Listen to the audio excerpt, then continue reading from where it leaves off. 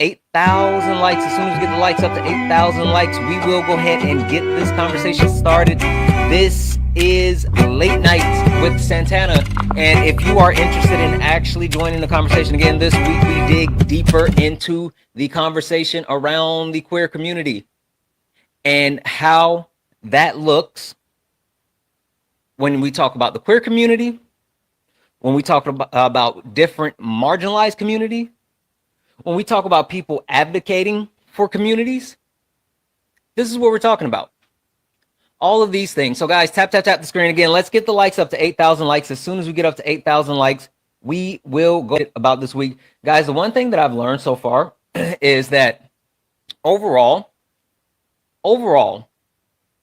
the reception to these breakdowns that we have had has been really, really successful. And that makes me happy. That makes me happy because that lets me know that we're on the right track, and we definitely are doing the right thing. Guys, we're almost at 8,000 likes. As soon as we're at 8,000 likes, we will open up the panel again. If we can go ahead and knock out the daily gift goals as well, it's the little love you much. It's only one coin. It's only one coin. If we can knock those out, it'll help push us out to the FYP. Again, if you are interested in joining the conversation, get in the box. As soon as we get to 8,000 likes, I will open up the box. Hey, Trinity. Guys, W's in the chat for Trinity. W's in the chat for Trinity. Trinity has become a part of our community now, guys. Right, Trinity? Trinity is a part of our community now. And she's awesome. Genuinely. All right, guys, we're almost there again. As soon as we get up to 8,000 likes, we will open up the panel. So if you are interested in joining the conversation, go ahead and request up. This is Late Nights. Oh, I hate Trinity. This is Late Nights. So that means that that means that all are welcome. Anyone that wants to actually join the conversation can do so. Anyone that wants to join the conversation can do so. We're almost at 8,000 likes again. As soon as we hit 8,000 likes, we will open up the panel. All right, let's go ahead and start getting people in here. Let's get people in here. Again, if you are interested in joining the conversation, let's get you in here. I'm going to start. I think I'm bringing people in. Holy smokes. As we get up on the panel, please mute yourself. Please mute yourself as we get people up on the panel. And guys, if you're requesting up, please be ready to actually get further into the conversation. Please be prepared to get further into the conversation as far as the items on the background. We don't want to slow things down too much, but we want to be able to have these conversations. So please be ready to join the conversation. Keep tapping the screen, share the live. Guys, if everyone can share. I thought I let you up. Hold on. Oh, yeah. It says that. I don't know what's going on. Not adopted. Yes, Trinity is a part of our community now, okay? Yes, she is. Papa, are you there? Yes, sir. Okay, it looks weird. I didn't know. So, okay. All right, guys, if there's anyone else that wants to go ahead and join the conversation, go ahead and request up. We're going to go ahead and get started here in just a moment. If anyone is interested in actually joining the conversation, go ahead and request up, and we will get started. Let's see. All right. So I'm going to go around the panel. We're going to do a quick introduction. And I'm going to start with Jillian, how are you? I'm good. How are you doing, Santana? Wonderful. Jillian, have a question for you. Yes. With going deeper into this conversation about intersectionality, which topic on the background are you most excited about either learning about or speaking to? Well, I'm definitely excited about the proximity too. That's because I hear those comments like you mentioned all the time. That's the one. I'm also interested in learning what closeted survival is. I've never heard that one. Ooh, it's gonna be good. All right, perfect. Give me 1 second here, guys. Also, hey, everybody be nice in the chat. We have a deal. Everyone will be nice in the chat. And again, be welcoming to Trinity. She is now a part of our community. We're all going to work together. Right, Trinity? Right, guys? All right. Chris, how are you? How are you? Good. Chris, as we continue to go deeper into the different levels of intersectionality, which part of which item on the background are you most excited about getting into? I'm really excited about getting into the speaking up versus speaking over topic. Oh, I'm excited about that too. A lot of people don't necessarily know like the difference in okay, good. Give me a moment here. Perfect. One moment. Um Paul, how are you? Pretty good, young man. Doing good. Good. Paul. What as we get deeper into intersectionality, which point are you most excited to either learn about or either have a conversation about? Uh, I'll be eager to one that gets picked by the other panelists. You know, I No. I just mean the topics that are on the background right here, Paul. Race and queerness, closeted survival, speaking up versus speaking over, and proximity to. speaking up. Okay, speaking up and speaking over. All right, perfect. Give me one moment here. And last but not least, Nikki. Nikki, how are you? Good, Santana. How are you? I got paged. Yeah, you did. Nikki, Hello. as we go deeper into our conversation around intersectionality, which topic are you most excited to either learn about or have a conversation about? Um, I think race and queerness is something that I can definitely I want to learn more about because I was doing the whole intersectionality with learning all of that stuff with you from before Okay. on just regular issues, but I also want to learn about speaking up versus speaking over. Ooh, okay. All right. Perfect. All right. So we're going to go ahead and get started here. First and foremost, welcome in to the people from the Parker Raid. Yeah, welcome in for the people coming in from the Parker Raid. Guys, this is Late Nights with Santana. We are continuing our conversation around intersectionality, and we are looking at multiple topics this week, including race and queerness, closeted survival, speaking up versus speaking over, and proximity to. So if you are interested in actually joining the conversation, go ahead and get in the box. If you are interested in joining the conversation, go ahead and get in the box and we will continue the actual conversation. If you are here, lights flickering. Tap the screen. Let's go ahead and get the likes up to 25,000 likes. Let's get the shares up as well to at least 50 shares. No spam shares. No spam sharing. Yeah, guys, I know you guys can stop. Yeah, Parker's fine. You guys can stop talking about his account. It's fine. I know. We see. You don't have to put it in the chat. We're good. I understand. Thank you, guys. You're awesome. Anyway, if you are here, let's do all the wonderful things. Let's knock out the daily gift goal. It's the little love you much. So go ahead and knock those out. And also, guys, we're going to go into a couple of different items, right? So this is for the people on the panel and the people in the conversation. Guys, when having these conversations here tonight, please be mindful of TikTok friendly language. What does that mean? That means using words like pew pew, mustache man, unalive, AB. Also, guys, please remember that this is a safe and friendly community. What does that mean? That means that we don't deal with any of the isms, racism, sexism, classism. We also don't do any of the phobias, homophobia, transphobia, none of that. We don't play that on the panel nor in the chat. Speaking of the chat, please be mindful. Caps are for mods. So please do not use caps because they will draw my attention away from the panel and to the chat, and we do not want to actually pull the conversation away at all. Last but not least, guys, we do have a nightly donation goal of $250. So if you guys are interested and you enjoy the information, education, entertainment, and you are interested in actually joining the conversation, I'm sorry, you're actually interested in supporting the live, you can do so. All the pay links are in the link tree in the bio. Santana Speaks 24 is the best way to support the live. And if you're over on YouTube, what up, YouTube? What up, Twitch? You can support over on YouTube by sending a YouTube super chat, and I will read that message out. And make sure you're liking the stream over on YouTube. We have two new people on the panel. Let me do a quick introduction. Delivery, how are you? Santana, nice to be on the panel.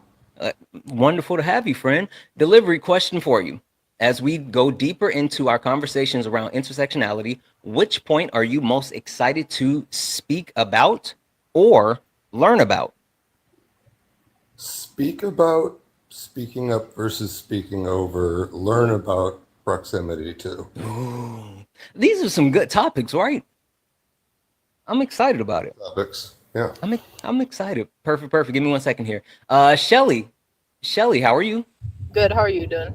Wonderful, wonderful. Shelly, again, as we continue our conversation around intersectionality, and we go deeper, which topic are you most excited to either speak on or learn about? Race and what's the other thing under that? Race and queerness. Yeah, I want to talk about that one. Okay. All right. Perfect. Perfect. Well, we're going to go ahead and get started. And again, guys, yes, I understand. You don't have to keep spamming. I see what happened to Parker. We love Parker. Please stop spamming in the chat. That's not helpful at all. And also, it does nothing. So, okay. Thank you. Guys, let's go ahead and get this conversation started. And I want to start with, actually, I want to start with Nikki. Nikki, I want to start with you. Is that okay? Santana, it's yours. Of course it's okay. All right. Nikki. So, multiple things on the background, right? Yes. Understanding that not everyone has the same experience, because when you start to talk about different levels of intersectionality, then those different levels change your experience. So, Nikki, talking about the race and queerness, talking about the queer community, what are your thoughts, and what are your what's your thoughts and experience around how life is different for people within the queer community depending on their race?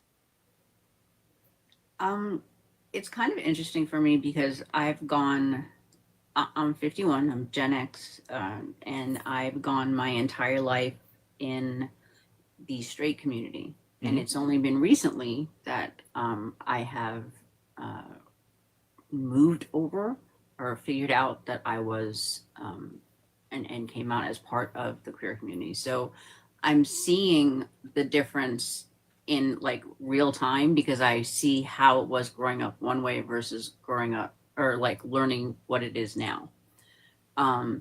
It's very interesting to me that I think across race it's a stigma, but what I see is it seems to be I don't know. Well, I don't know if it seems to be that way.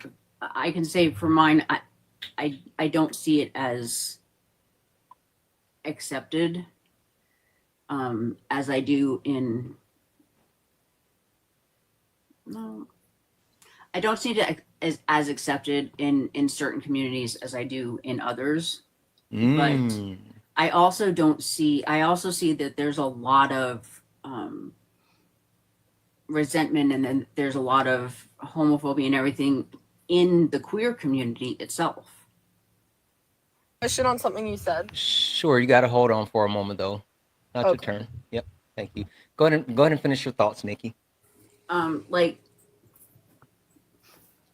I've definitely seen that the most judgmental people happen to be in our community, which is I think happens across a lot of communities. Like I can say that for different communities, like women are the most harsh. Being a nigger has nothing to do with each other. Yeah. So Shelly, no, it's fine. Shelly, like you waiting to crash out is absolutely one, insane. Absolutely two, like you're like, come on. Anyway, go ahead and finish your point, Nikki. 12. Like women are the hardest, I think, on women. I think most men are the hardest on men, like that kind of thing. So I see that that kind of plays a difference in how somebody reacts to something, I think. So. Got it. All right, perfect. Give me 1 second here. We got 2 new people loading in. Well, at least one person loading in on to the panel, and I don't know if the other person's gonna actually pop up or not. Robski, how are you? What's going on, man? Robski. As we continue to go deeper into the conversation around intersectionality, what topic on the background are you most either excited to learn about or speak about? I'm looking at the speaking up versus speaking over. Okay. But I don't know if you've gotten to that just yet. No. We're just like going through the first. You know how we do. We go through introductions and then kind of start having a conversation. Then we go all around. So I don't mind sitting and waiting. all right, perfect. Give me a second here. All right. So excuse me. Jillian, coming to you. What are your thoughts? What do you know about the differences within the queer community when it comes to how the different aspects of race impacts the queer community? You know, I don't know that much. And I don't know if this is in the same direction, but I have noticed among many YT people that there's kind of a stereotype of trans women, of like the RuPaul type of drag, like, and they confuse the drag queens with the trans women. And that's a whole different thing. There is a huge misconception as far as people understanding the difference between people that do drag and also transgender people. So absolutely. Exactly. But okay. So what else do you know though about the actual the differences in the intersex? You know, I really, aside from stereotypes that I hear, I really don't know that much about the community. When my daughter came out, we would go to some pride events and stuff, but I didn't really get a chance to submerge myself in the community, as I used to call myself an ally until I learned more about the misuse of the word ally. Yeah. Listen, that's going to be a part of this conversation this week as well.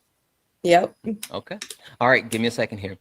Chris, what do you know about the different when it comes to race and queerness? What do you know about the different intersex when it comes to the queer community? Know that, and I'm going to be speaking from a social work perspective. There are a lot of there's a lot of discrimination when it comes to the things that when it comes to the things of, for example, social services, when it comes to the queer community. Like, for example, there's discrimination, there's medical racism, like you said, and there's a lot of things that have to do with that. For example, YT people don't have to, at least because they're not part of that community, if that makes sense. Okay. Perfect. Give me 1 second here. Delivery. What do you know about, when speaking on race and queerness, what do you know about the different intersects within the queer community when it comes to race? Well, there's a lot. It depends. If we're talking about in America, there's going to be, relative to, different ethnic groups are going to have different treatments of the different, ethnic groups, both among their own people and people who are different than them, who live, nearby them, who are queer and not, trans and not, part of the LGBTQIA spread of people or not. Intersectionality is very complicated, but it's also very complicated. But it's also, it pretty much leverages the kind of straightforward facts that most people see and deal with day to day, if they live in a relatively mixed city. Okay. Perfect. Give me a second here. Robski, what do you know about the different intersects when it comes to the conversation around race and the queer community? Well, coming from a Mexican family, it's not really accepting I think, it just has to do with the way you want to perceive yourself, I guess. And I don't think that, how can I explain this without not sounding rude? Being gay to me is, in other people's eyes, is, what am I trying to say? Without sounding mean. You can't judge a book by its cover, in a way. Not all of the, I don't want to sound mean. I don't want to say what I want to say. I'm actually not picking up what you're putting down, Robski. I'm a little confused. Yeah, so am I. Can you come back to me, please? Let me think about this. Okay. All right. Sorry. Well, let's introduce the new people on the panel. Dav, how are you? Good, I'm good. Thank you. How are you? Wonderful, wonderful. Dav, as we continue to go deeper into the conversation around intersectionality, which topic on the background are you most interested in either speaking to or learning about? Most interested in learning about the speaking up versus speaking over. I am too. Perfect. Thank you. Give me a second here. Weird Gecko guy. What's going on, my brother? Man, how's it going tonight? Oh, you know what? I was saying this earlier. I'm actually happy that it's like a short week because it's like a holiday week or whatever. I think it's going to make it easier to get through the week. I think it is. Yeah, it's almost like 20% less work is what we need to be happy humans. I heard there was supposed to be. I'm not going to go get off on that tangent. Oh, the Weird Gecko guy. As we continue to dig deeper into the conversation around intersectionality, which topic on the background are you most excited to either speak about or learn about? What is the one in section 4? Proximity to... Exactly. I can't wait to talk about that one too.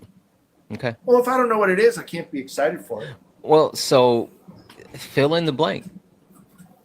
Proximity to blackness, proximity to queerness, proximity to womanhood, Word. Different marginalized communities that people tend to say, well, I can't be this because, I have I can't be racist because I got a black friend, I didn't know that made me clear. Hi, friend. Yeah. All right. Give me a second here. And last but not least, Short, how are you?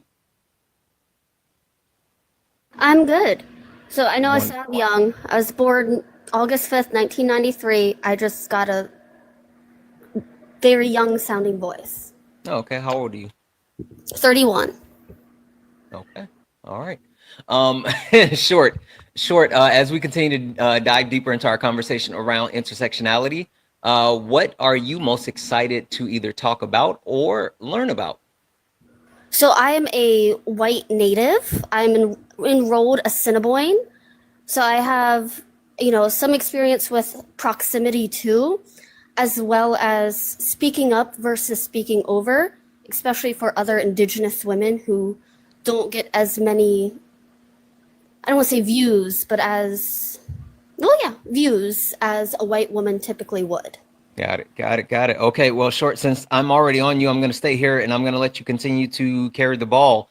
Short, what do you know about the different intersects when it comes to race in the queer community? Well, I know like white women who happen to be lesbian or bisexual, they get fetishized a lot compared to the BIPOC community, although BIPOC community can also have their own fetishizations when it comes to queerness. Mm-hmm. Okay. Perfect. 1 second here. We're Gecko guy coming back to you. What do you know? What do you know about the different intersects when it comes to the queer community with race? I don't know a ton. I am queer, but I am culturally straight because I've been in a heteronormative presenting marriage for a long time. Mm-hmm. I can say this, like kind of like to build off that comment about fetishization. It has been my experience that white women are fetishized in like a very like to the fetishizer complimentary way, which obviously never fetishizing someone is never complimentary, but the people think that it is. Whereas my non-straight female friends that are also non-white are often, in my perception, fetishized in a very derogatory way. You know, like it's not going to be with the same respect or concern or like social reverence. And I feel like, based on what I've seen, queer men that are non-white have their masculinity policed much harder than queer men that are white or white presenting. Got it. All right, give me a second here. So I just muted someone in the chat. Guys, if you're watching this right now, please, one, read the room. Two, read the background. This is not a political live. It's not a political debate. This hasn't, like, take a look at the background. You requesting up and spamming MAGA in the box means absolutely nothing to me. So there's that. Don't be weird. All right, and Dav, coming back to you. What do you know about race when it comes to the queer community and how they intersect? I know that us as like white, queer people, we oftentimes weaponize our marginalization to enact harm on the Black and Indigenous and other people of color communities. Got it. Okay, perfect. All right, guys, we're going to go ahead and get into this conversation even more and really try to dig down deeper. And as we get additional people in, I would love to get certain people in on this conversation. So we're gonna keep things moving. The one thing that I want people to keep in mind when it comes to this conversation, right, the main purpose of being where we are, right, is to continue to understand the massive discrepancy when it comes to marginalized communities, when those marginalized communities meet different intersectionalities, right? So when you talk about a marginalized community like the queer community, but then you start to look at certain hierarchies, right? So just as if a white man would rank quote unquote higher on the patriarchal system than a Black man, if you talk about a white gay man, then you have to take into account how that intersects with a Black gay man, or even if you start to talk about a Black transgender man, like how does that actually start to manifest itself as well, all right? So understanding that even within those marginalized communities, there's another level to it. And when you talk about the next level to it, you have to also talk about the different lived experiences, right? I think the biggest thing that we can focus on and keep in mind is that understanding that just because someone falls in the same quote unquote group as you does not mean that they have the same access or same level of privilege as you would, which is a big thing, right? It's a really, really big thing. And so that's why the topic on the background says race and queerness, understanding not only with those intersects where they are, but how that actually affects different things. So with that, now with that actual groundwork set, I want to dig into it a little bit more. And real quick, guys, W's in the chat for Darlene. Darlene sent a $20 donation towards the nightly donation goal. Thank you so much for that $20 donation goal. And I meant to say, Jenny, if you're watching, I got your message. Stay safe. But guys, thank you so much. W's in the chat for Darlene, who sent a $20 donation towards the nightly donation goal. Guys, that means we only have $230 left in the nightly donation goal. If there's 268 people hanging out, if 230 people send $1, we can close out the nightly donation goal. Pay links are in the link tree in the bio. Santana Speaks 24, best way to support the live. Everything's accepted, anything's appreciated. You can also support over on the YouTube super chat. So I want to go a little bit deeper and continue to talk about how things manifest itself and the different lived experiences when it comes to the queer community and how race affects that. So, Nikki, I'm coming back to you, right? Because you said that you notice an experience as far as being a white woman, and how that actually represents within the queer community. Nikki, closeted survival, right? Yes. Closeted survival speaks to the need of certain people within the queer community to hide their, like, who they are, because they're not always openly accepted, and because at times it quite literally is their survival. So, Nikki, can you tell me what was your experience like when you came out and actually, told people that you were a part of the queer community? Was it something that it was fearful, or not to get too deep into your experience, and I don't want to get too personal, but just in general, what was the outward reaction, being that you are white, and having that saying that, hey, I'm a part of the queer community? So first of all, I'll tell you anything.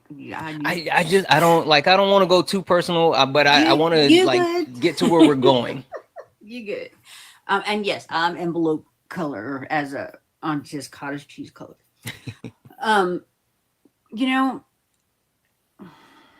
I don't think that I had it as hard as a lot of people did, because I think a lot of people realize this and make the decision earlier. By the time I realized things and made the decision to do this, both my parents were gone, and they both would have been an issue, 100%.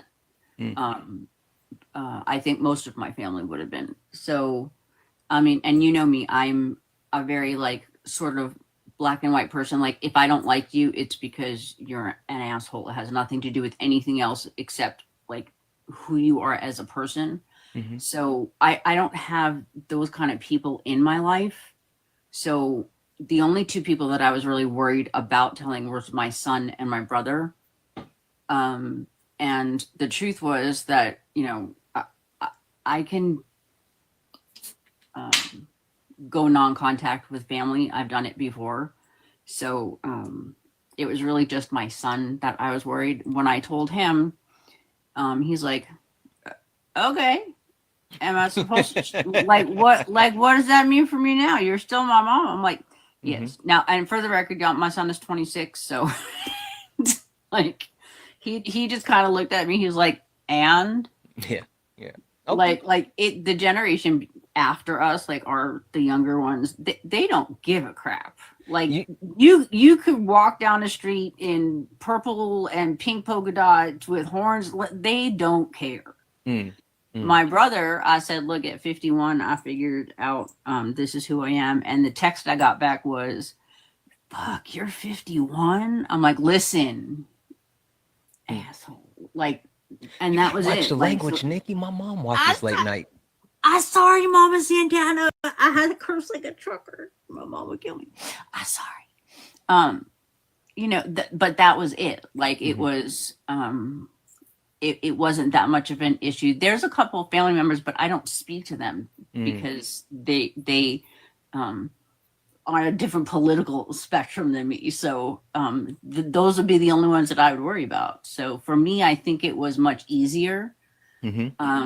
But I'm also the kind of person that once I figured it out, I'm 51 years old. I don't want to hide in the closet anymore. Yeah. When I figured it out, I was like, all right, here we go.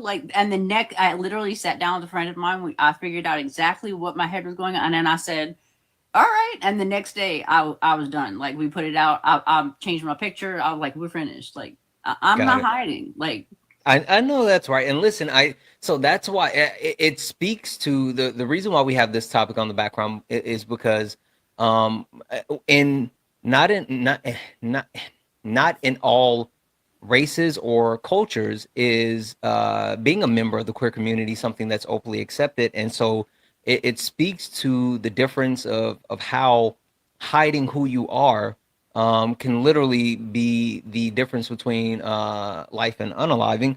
So yeah, I thank you for that, Nikki. I really appreciate that. Frey, how are you? How are you? Wonderful, wonderful. Frey, as we have continued to dig deeper into the levels of intersectionality and we move forward, what topic on the background this week are you most excited to either learn about or speak about? I don't know. I really like proximity to or race and queerness. Okay, okay. Frey, so I'm gonna actually just hand you the ball right now because I want to hear your thoughts as well because I know, and I hope you don't mind me saying this. I'm sure people know, but you're part of the queer community.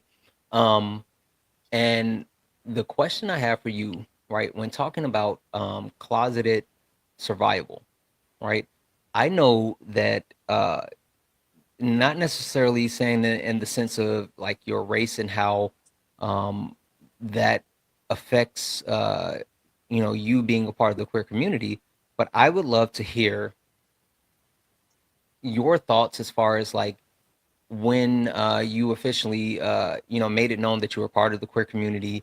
And I know you're in the South now.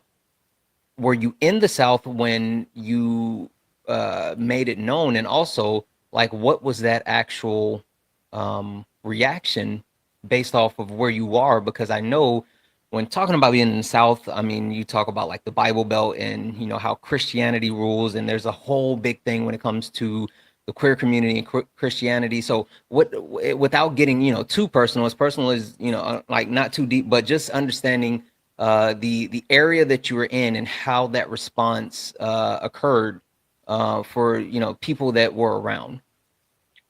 Well, I'm in Texas. I've been in Texas my whole life. I've actually been in the same city that my ancestors will say immigrated to in 1844. So I have not moved.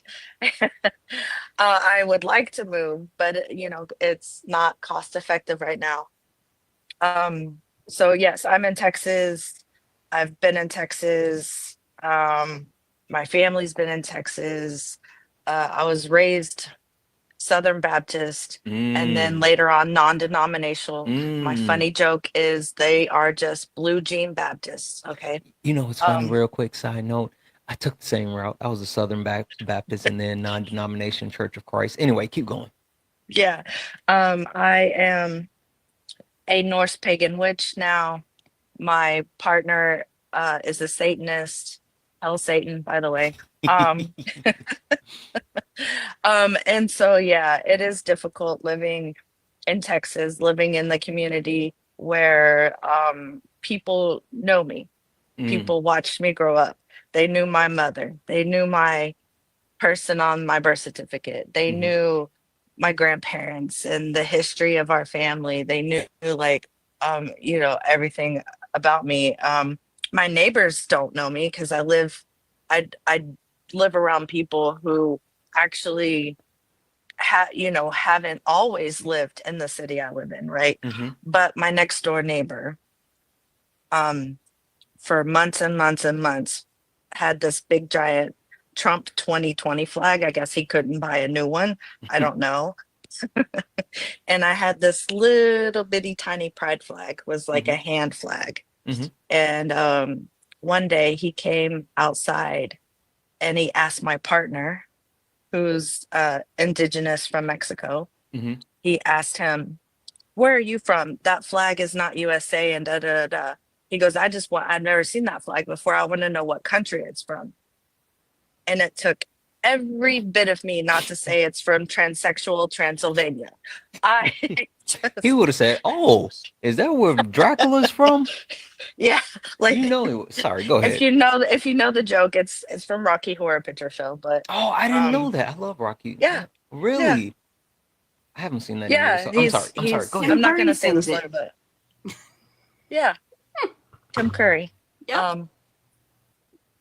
we're aliens from outer space. That's where we came from. Shit. Anyways, so to get back to it, yeah, it's very hard.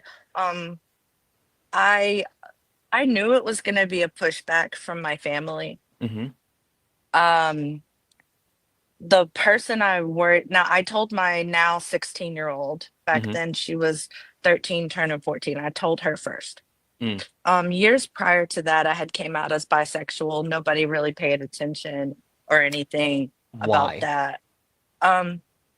People don't care about bisexuals, or they erase us from the community, or Mm. if you're in a straight passing relationship, they'll say, no, you're confused, or that's not a real Mm. thing. They don't actually treat us as a real part of the community. So Mm.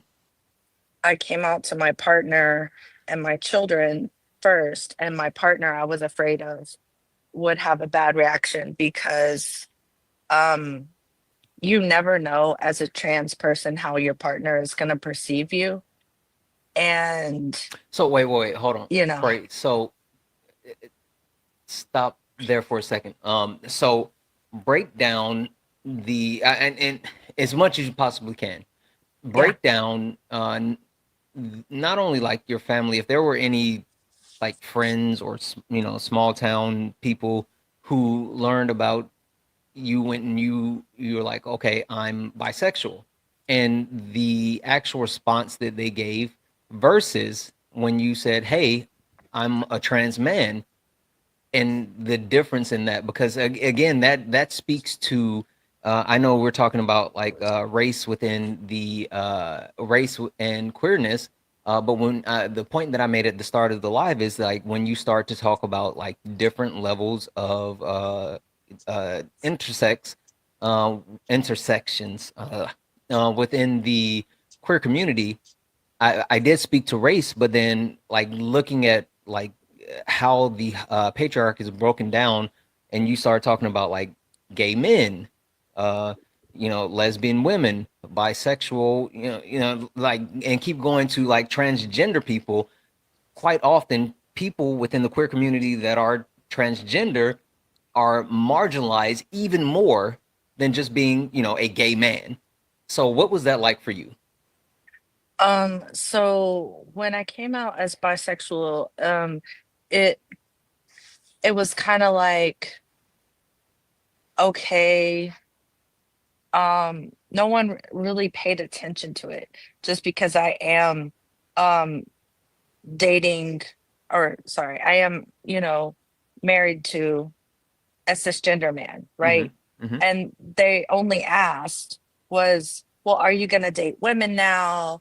Does that make you a lesbian? And I'm like, how does being bisexual make me a lesbian? Like that doesn't cross over. It doesn't like that's such a weird question to ask. Mm-hmm. Versus when I came out as transgender, they asked what was going to happen with my relationship with my current partner, and what did he say, and it was turned into all about his feelings versus Well, you was gotta I take going to care of you gotta take care of the man's feelings. We're you fragile. know versus was I going to get a divorce and start dating women? Mm-hmm. Well, no, I'm not going to get a divorce, and yes, I love women and would date a woman, but I'm married. Like, I'm not, like, it's so weird how bisexual people um get treated, not only within the community but outside of the community.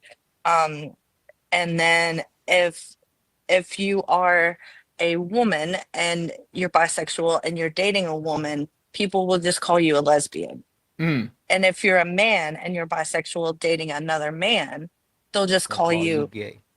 gay. And Yeah. if you're in a straight relationship but you're bisexual, or you and your partner is bisexual, they just ignore you altogether because you can pass, quote unquote, as a straight relationship, so it doesn't really matter. Okay, And hold on. it's total BS Oh, anyways. okay. All right, you got me thinking. We're Gecko Guy. Coming to you. You mentioned your relationship, and so Frey kind of spoke to like how that works. If you don't mind, could you share your experience as far as like your relationship and how that works with, you know, being in a quote unquote passing relationship? Yeah. So one thing I want to note here is that I 100% get the societal privileges of proximity to straightness and proximity to whiteness, because I'm non-binary. I use he, they pronouns. To be honest with you, I really don't care what pronouns anyone uses for me. But because of the way I look and my hobbies and the way I sound, I And the present to the world. I mean, I feel like the tattoos might lend towards the queerness, but I think the tattoos lend towards the badassery. But I do have a lot of them. And, you know, I say what I'm about to say a lot. The number one response I get from people is, oh, he likes to be called they. And they just move on. And it's not really worth having an argument. Wait, say that line again. He wants to be called they. Like, people in their brain are like, I'll call him whatever he wants to be called, but that's a dude. Yeah, you know, like I had to hear that sentence. Like it clicked right after you said it. Didn't click in real time. It clicked right afterwards. I'm sorry. Go ahead. No, you're good. And like if like that doesn't really bother me. And like I do see a comment that it's hurtful, and like I guess it could be, but I also like. So I'm probably one of the olds on this panel because I'm 48. You said the old. And I grew up really religious. And like out of all the things that I've unpacked from being religious, like strict gender binary is actually one of the hardest things to unpack. And to the people on the panel that grew up Catholic, you're going to know what I mean. There's men and women, and men act like this and women act like this. And like that's just what you're taught from a very young age when you're religious. And for me, like, I know how I present, so when people call me he, I don't care, you know? And like, hell, my branding has guy in it because I branded my business before I figured this out about me. And it doesn't really, it doesn't really bother me.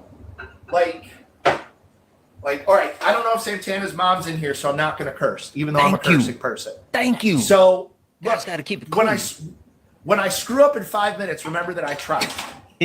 So, like, I'm a firm believer that I can say F you as a hello, and I can say hello as an F you. And I'm not really concerned if someone gets those things right about me.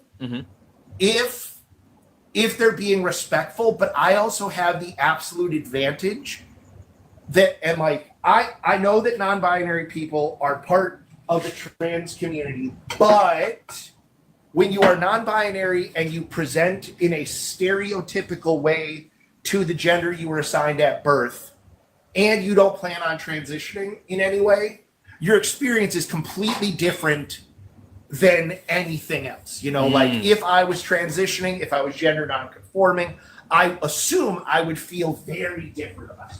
Absolutely. But Absolutely.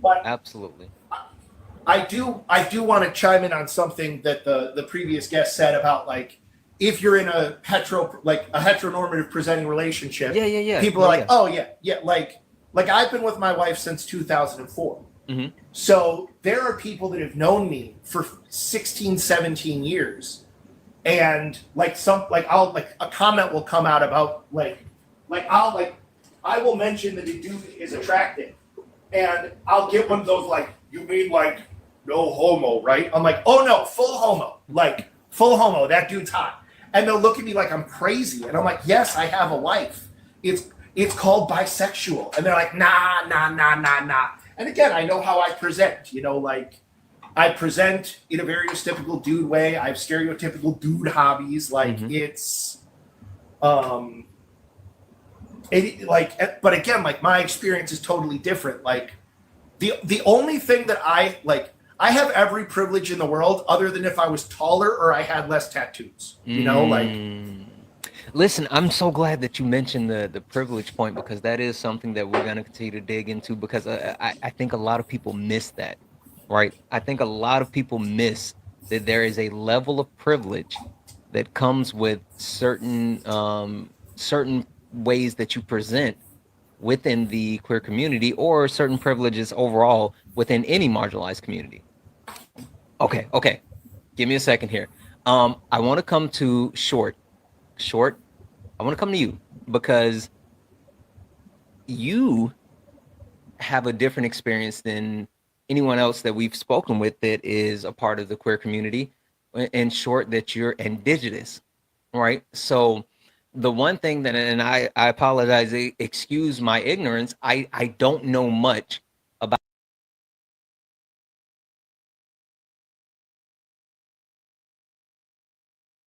community.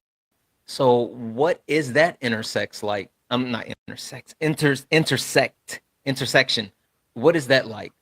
Because I know I can speak for like the Black people and the Black community, and how there are certain aspects of it that is way tougher when people are part of the queer community and they're Black. But what is that like being a part of the indigenous community?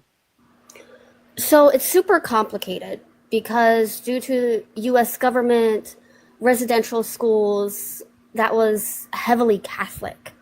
So a lot of our grandparents, they grew up with the Catholic faith literally being beaten into them. And we know what that means for our queer community.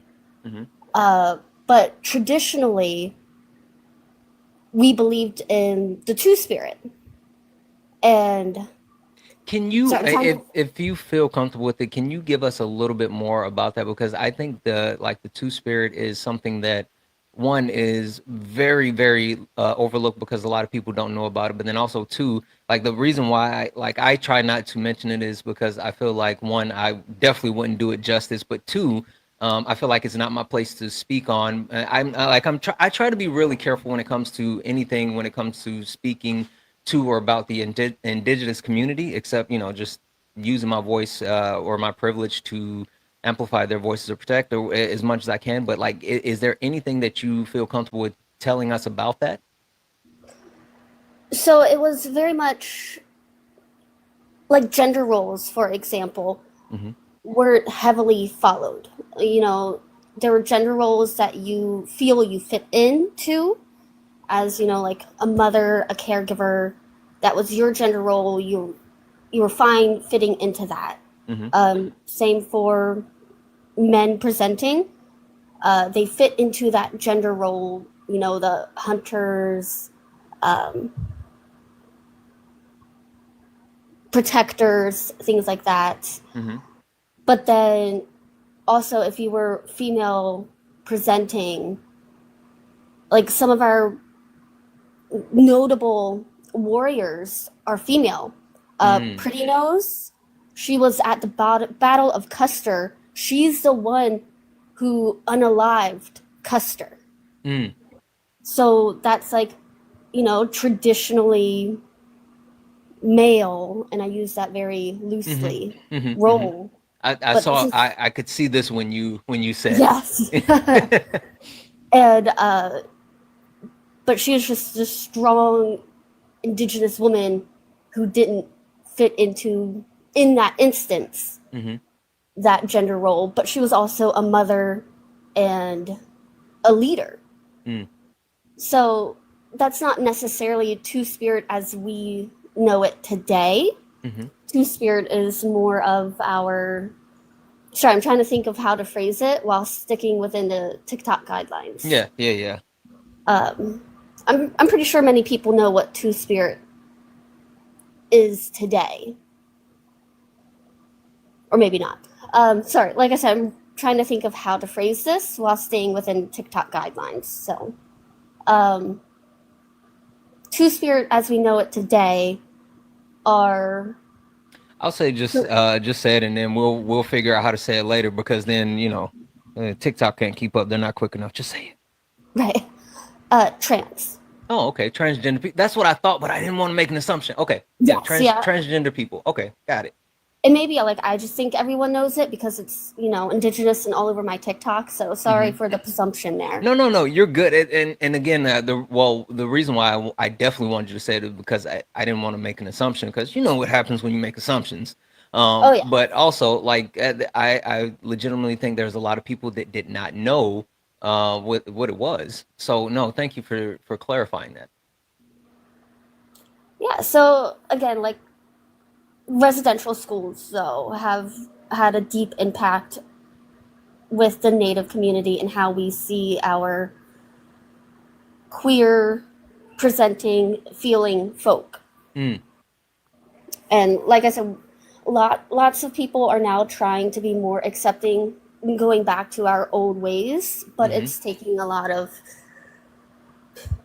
I don't, we got to wait for the older generation to kind of unalive before to make any real progress. You And know, like, it's sad to say. I hate to say, like, you know what? I hate that though, and not only within like the queer community, like you're saying that, but it seems like in a lot of different instances, because you know, I do politics a lot, and we talk about like the older people within politics and how like basically we got to wait for them to unalive in order to start to get like certain progressive things. But like, why does that?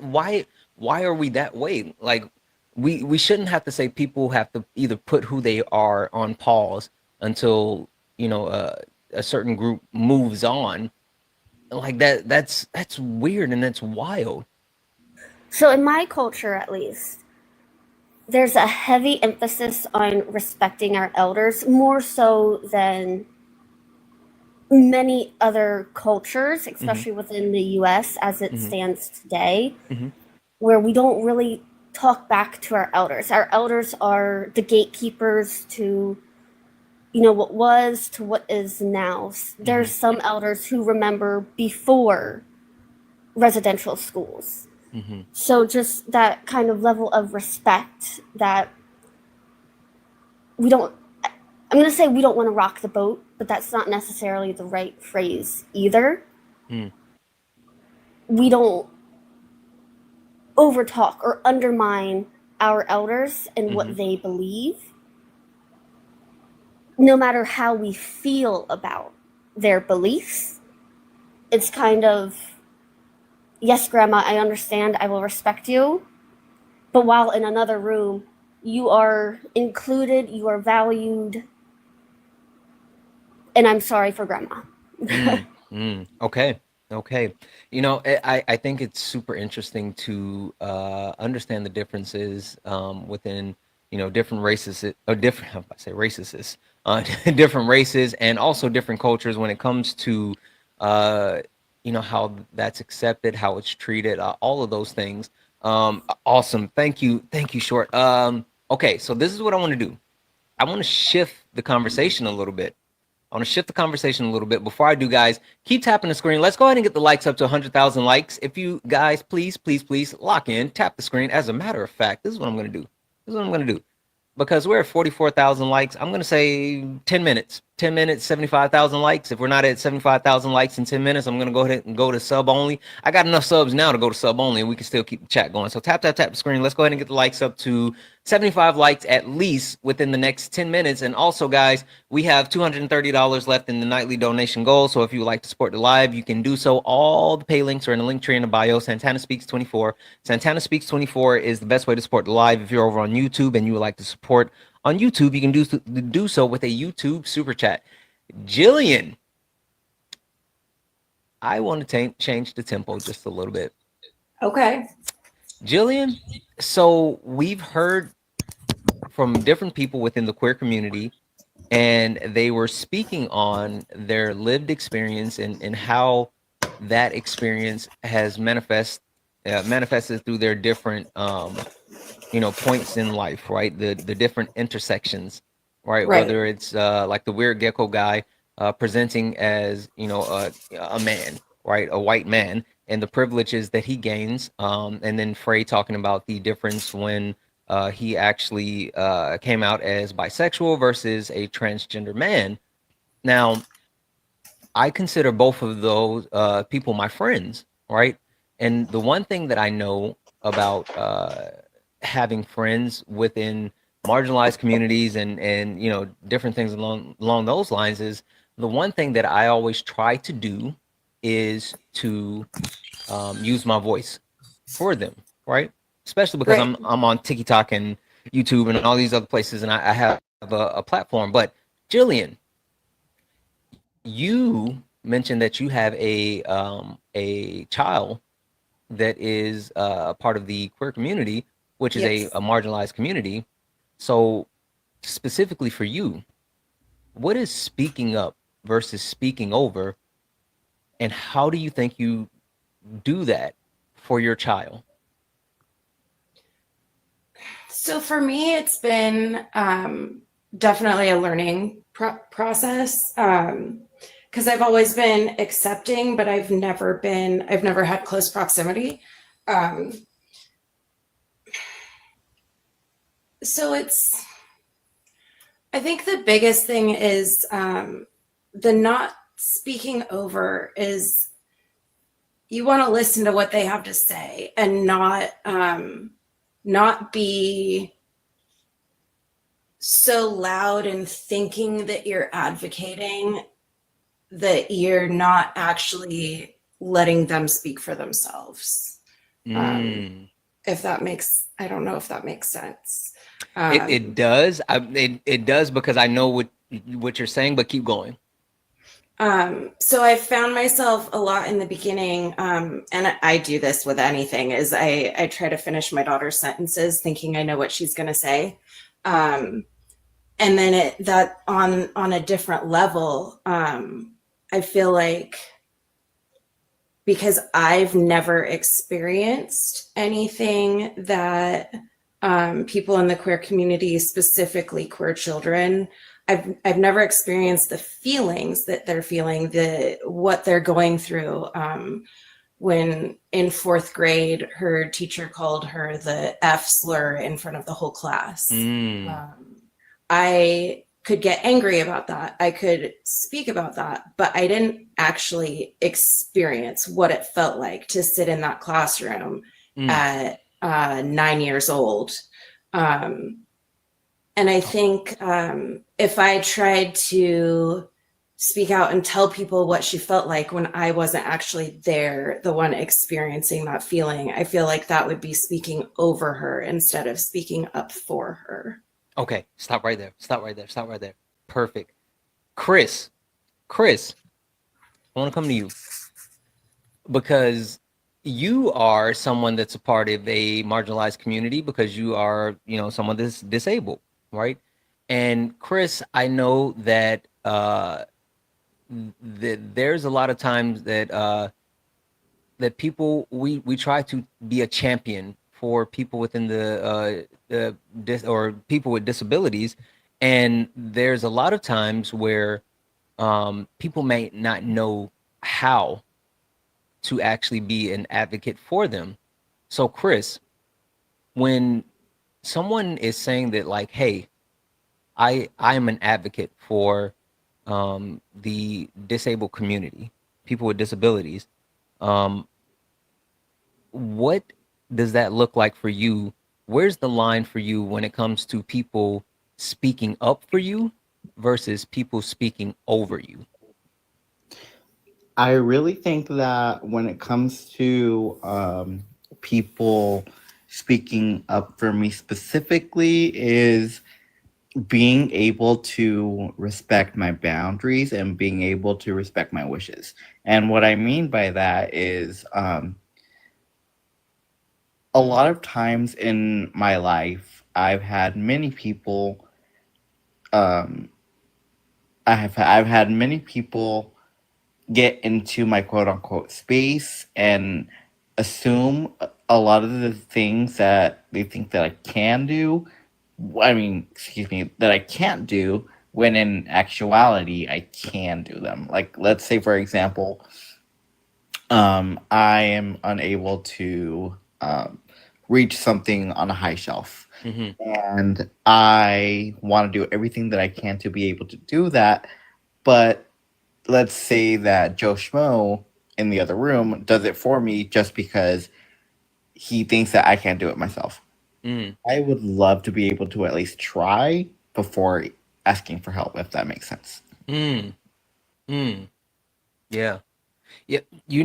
So Chris, why is it important for you to have the opportunity to try before someone does it? It's in the name of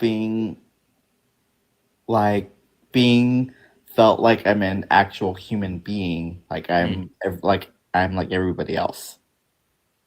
Mm, mm. Yeah.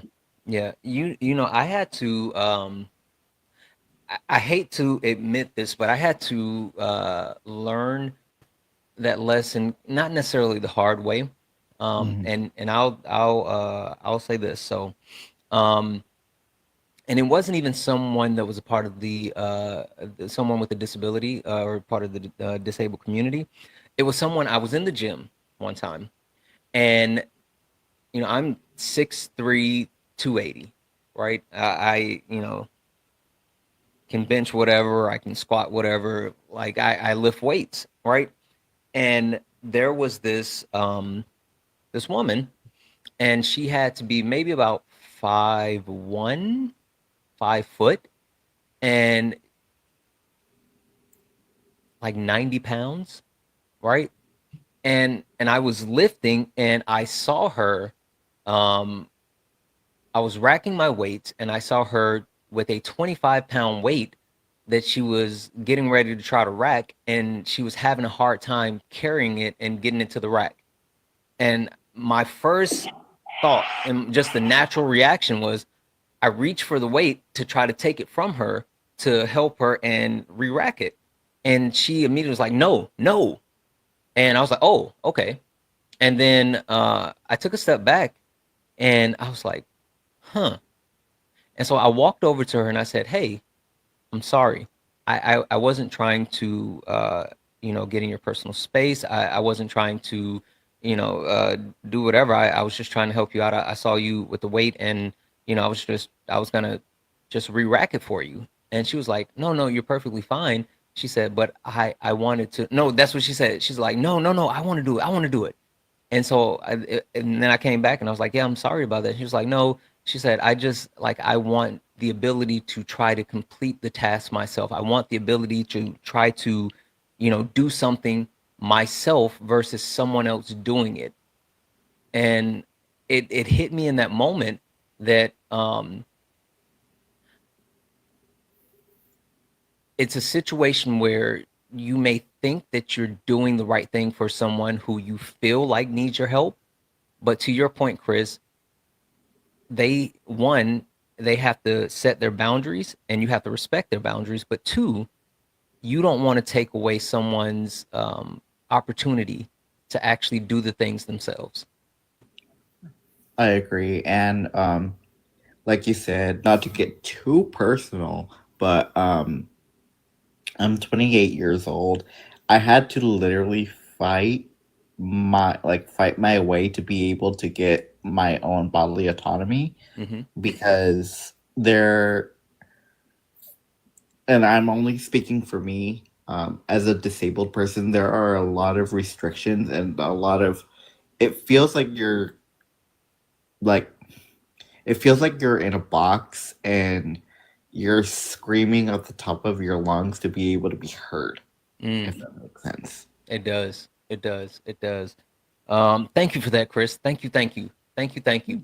I see that we've got some people in. I think Isaiah Ray came in. Guys, welcome, welcome, welcome. This is Late Nights with Santana. We are going deeper into the hole of, not hole, but rabbit hole of intersectionality and how those things impact different marginalized communities in different aspects. And that's where we are. So if you're interested in joining the conversation, go ahead and request up. I'm going to start rotating some people out at some point. I just want everyone to have an opportunity to speak. But until then, guys, do the wonderful things. Keep tapping the screen, share the live out. There is still $230 left in the nightly donation goal. There's 329 people hanging out right now. So if 230 people send $1, we can close out our nightly donation goal. All the pay links are in the link tree in the bio. Santana Speaks 24, best way to support the live. Everything is accepted. Anything's appreciated. Delivery. I'm gonna jump down because I'm gonna go take pain meds because I'm part of the same community that he is too. So Okay, yeah, yeah. It's like- Freight, you know, you're it welcome. has to stop raining in Atlanta. For Oh, like that's 3 Nikki. I thought that months. was Freight. Okay. No, yeah, no, it's Nikki. me, love. I'm sorry. Yeah, Yeah, it hasn't stopped raining here in 3 months. My body just hurts. Ooh, okay. Yeah, yeah. Go take care of yourself, and you're welcome back. Thank you. Oh, I love you. I'll Yeah, send you love you news too. tomorrow. Hopefully, All right, it's have a not good one. less. All right, bye guys. Thank you. Delivery. Yes. Coming to you. What is speaking up versus speaking over when it comes to marginalized communities, and how do we find that balance? So this one I've found to be particularly complicated as someone who participates very often in an ally role. But I hate using that word. That's a horrible word. I've always hated it. I always preferred call me a speaker box because it's not my words. Like it's not what I'm here for. Like use me for amplification. It's a tightrope. I mean, I feel like a lot of people don't understand how to not center themselves. And when the conversation is really not your fight, but you want to fight for it, it's a really hard thing for a lot of people to participate in. It's very easy to defend something that's part of your identity, but it's really hard to defend someone else for a lot of people, unfortunately. Yeah. I'm sorry. Go ahead. No, I was just thinking. I don't really want to step on your toes. No. I want to take you a little bit further. So, I don't use the word ally, right? And I always lean on the word accomplice, which I know the actual like how that's starting to be, I don't want to say perverse, but like how people are looking at that. But why? I'll take co-conspirator. Okay, why? Tell the people why. It's a difference between saying that you're a quote unquote ally versus being, you know, an accomplice or a co-conspirator. Because ally is a weak relationship. It's like somebody, like you're about to dive into battle and somebody turns to you and they're like, "Don't worry, I'm your friend." that's not enough right now, man. Like the world is a scary, bad place. Like you need to be family or you're the enemy. Yeah. I think that a lot of people don't understand like the big thing that you can do when it comes to actually being a quote unquote accomplice, right? And I don't want to give it away yet because there's one thing that I always say, and if people have watched me, you already know what I say, but I'm going to hold off to it. I'm going to hold off on it. But I want to know really quick, guys. Massive W's in the chat for Simone.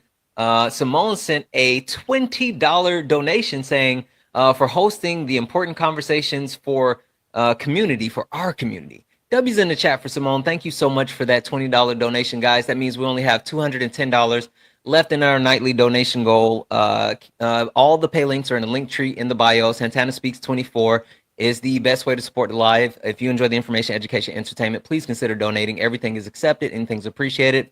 Dev, coming to you. Why do you think there's a negative connotation around being a quote unquote ally, and what does being someone who's advocating for marginalized groups really look like for you?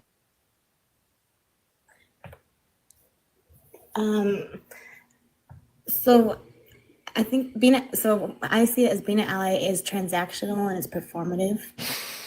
There you go.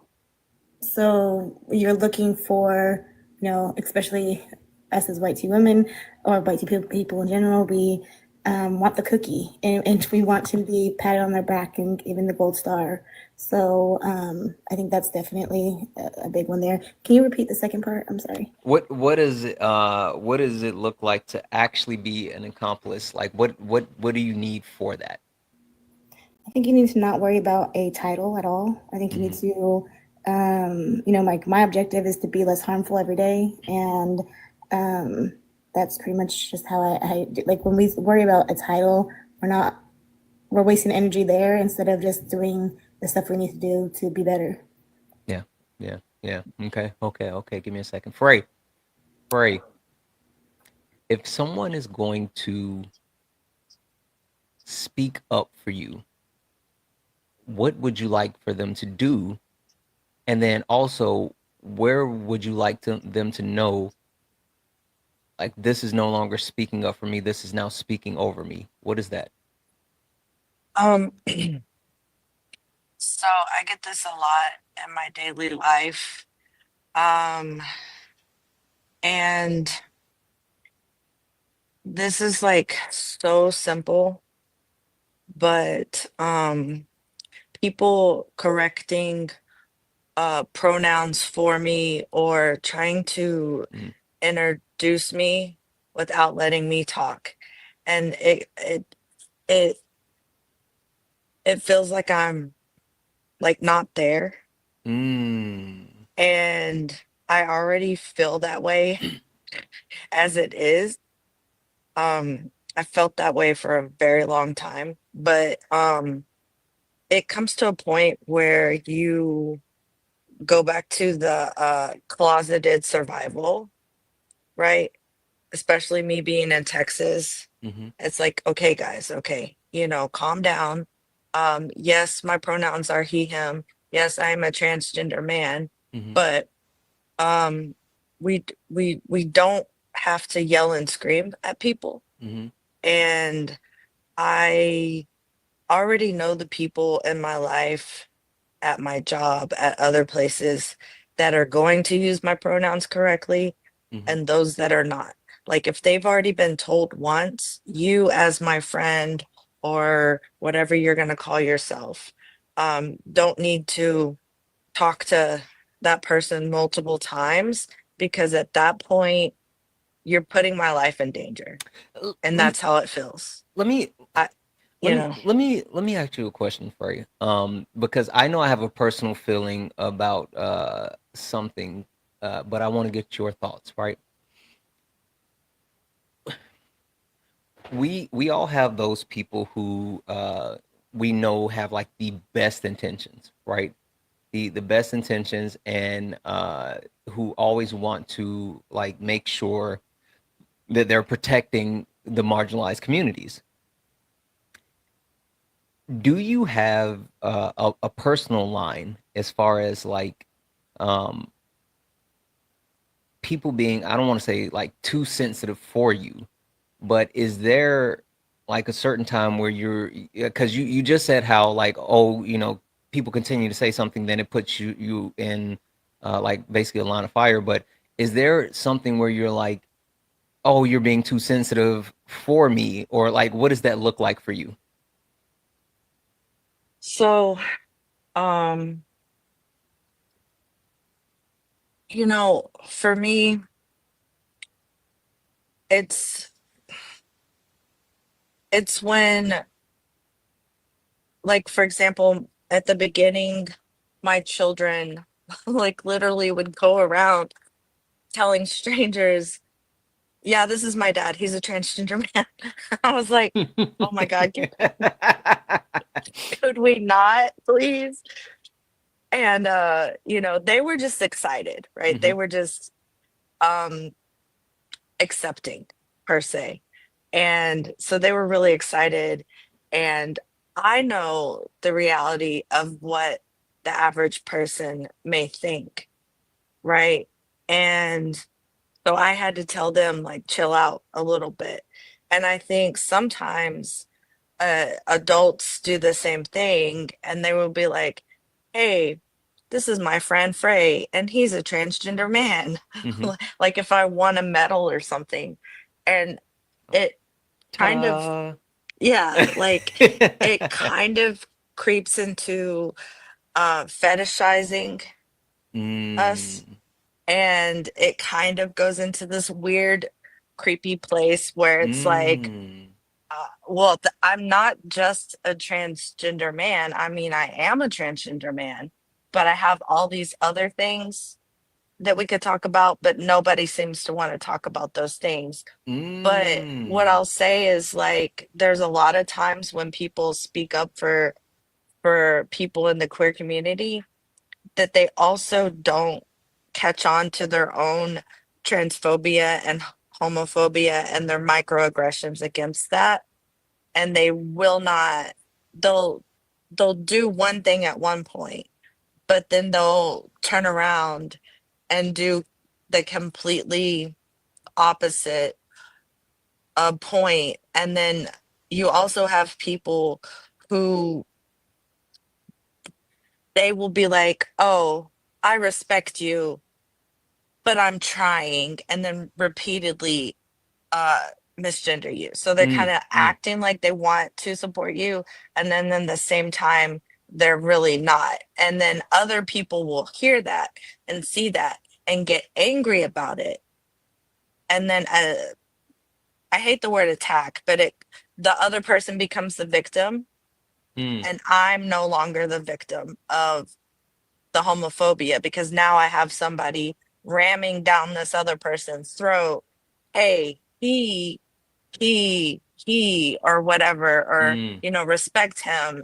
And at that point, I am now this enemy that I didn't have to be if the other friend or whatever, accomplice or ally, whatever you want to say, would have just allowed the homophobia or the transphobia to go on, right? Because if I get angry enough, I can definitely speak for myself, right? Right. If I were felt a threat or felt threatened enough, then I could say, hey, I really don't like that. And if you're not going to respect me, then just don't talk to me, right? If I felt endangered enough, then I could talk for myself.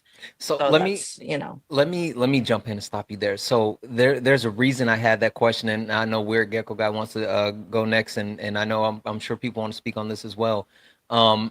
So the reason why I had that question, and Free, I know you know, right? But for anyone who's seeing me for the first time, first and foremost, if you see the word follow up at the top, that means you're not following me. This is the main account now. Make sure you hit that follow button. If you are not following me, then you won't actually be able to, keep up with me. And if you are following me, send your daily heart me. It's only one coin. And set the actual notification so you can actually know when I go live. But with that being said, I do debates as well, right? And something that I feel like I learned was more so exactly what you just said, Frey, right? Because there's been situations where I have been on a debate with some POS, and they're misgendering like some of my transgender friends, right? Whether I'm on a live and I have Eli up, or if I have Sean up or whatever, and I do exactly what you just said, right? I do, like, I literally do the thing that you said, because I get so pissed off where I'm like, hey, like, cut the crap. You're doing this on purpose. Um, but then, because again, I do debates and I'm all around. What up, twin? And also welcome in Swan Raid. Welcome in Swan Raid. I have, of course, a lot of white friends who do debates as well, and I'm on their panel, and then someone comes up being racist, and they immediately like, oh, da da da, and I'm like, no, it's okay, I got it, and it clicked for me in the sense of thinking, like, my experience as a black person, and not only have been black all my life, of course, and I say this all the time, I'm a black man from the South. I know exactly how to deal with these people, right? These racist people, and I also know who I am and the fact that they can't press my buttons. And I know how far I can take a conversation before I'm like, all right, that's it. And so the one thing that I've tried to start doing, which is me making sure that I'm speaking up but not speaking over, is when those conversations do happen, and I'll give a direct example. I was sparring last week, and I literally had both Sean and Eli up on the panel, and I told Sean, I was like, "Hey, you're a super mod, right? Hey, Eli, you remember the guy I was talking about? He just kept like misgendering, but anyway, and I'm like, I'm gonna let you two control this conversation, and you tell me where your boundaries are, and we can continue to have this conversation as long as you want to have the conversation. But when you say that's enough, that's when this guy has to go. And I say that to say one big thing that I think, as far as being an advocate, being someone that's going to advocate for marginalized communities, is taking the lead from them and saying like, hey, you tell me what direction to go and I'll protect you. Frey, am I off base with my thoughts with that? No, you're not. And what I like to tell people is like, if you're my friend, right? And we're hanging out, the more you use my pronouns within a sentence, because I see this all the time, is they try to protect my transness like a covenant and not allow other people to see it, or they try to push my transness in other people's faces and force it out there, right? And both of those are bad.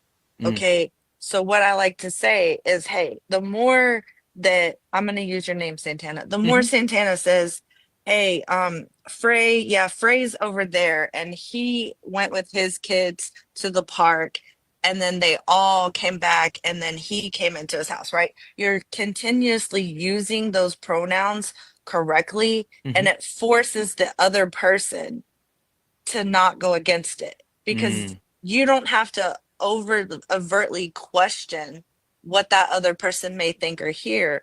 They're going to go whatever the norm is in that moment. But if you're over here like, oh, that's Frey, and Frey went here and Frey went there, like, you're leaving the question in the air.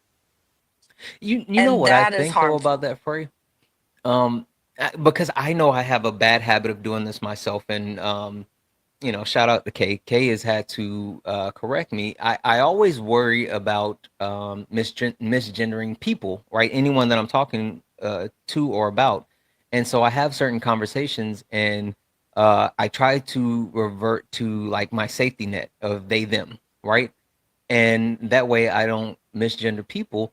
And Kay has gotten me into the position where I'm more comfortable trying to rely on to exactly what you just said, right? And so instead of just saying Frey is there, I say, hey, Frey, he's going to do this and da da da. Like, so I think there's a level of people who want to quote unquote be advocates for people where they are overly sensitive to the point of they never want to offend, to again not listening to what is needed or requested or wanted for the people that they're advocating for. And honestly, I feel it causes more harm to do that. And I just want to say to anyone listening, if you want to not offend somebody, the easiest way to do that is just to ask them. But you don't want to go out and just be asking people. So the best way would be, hi, I'm Santana and I use he, him pronouns. May I ask, what are your pronouns? And then as soon as they tell you their pronouns, from forever in eternity, just use those pronouns. You don't have to revert to they, them, just to be sensitive or whatever. But the best way is to be open about yourself before asking about somebody else and not assuming. Now, of course, if you don't know somebody, like we're on the panel, you could definitely use they, them. But as soon as you know them, or as soon as you have discovered who they are to be authentic to themselves, I would not revert to they, them pronouns. because for me, it feels disrespectful because I know you're a cisgender man and you use he, him pronouns. I would never call you they as a sensitivity, but I see a lot of people do this to transgender individuals. They will use they, them pronouns, even though that person uses she, her, or he, him as a quote unquote safety net because I'm still being nice. Yeah. Okay. All right. I know the weird gecko guy. You want to chime in? Let me read this off real quick, guys. W's in the chat for Angela. Angela sent a well, he says Q. I'm gonna say Q. Q. I'm sorry. Q sent a $5 donation saying, oh no, the Q is just a question. Angela sent a $5 donation saying, question, I'm a 911 operator and I live in a trans-positive state. Often I correct callers, usually parents, from misgendering the members of the community. Am I wrong for thinking I'm protecting and advocating? W's in the chat for Angela. Guys, that means we only have $205 left in the nightly donation goal. We have almost 300 people here. If 205 people send $1, we can close out our nightly donation goal. Cash App, PayPal, Venmo, all the pay links are in the link tree in the bio. Santana Speaks 24. Best way to support the live. Everything's accepted. Anything's appreciated. Frey, I'm going to lean on you because I feel like that's what we were just talking about. I would say the situation would depend on if that child is a minor or not, right? You want to be aware of minors and the fact that parents who are homophobic or transphobic will and do kick their children out for being transgender. And if you're outing a trans person who isn't ready to be out in the world, or you're overtly correcting their parents, you can cause harm, and you would not want to do that.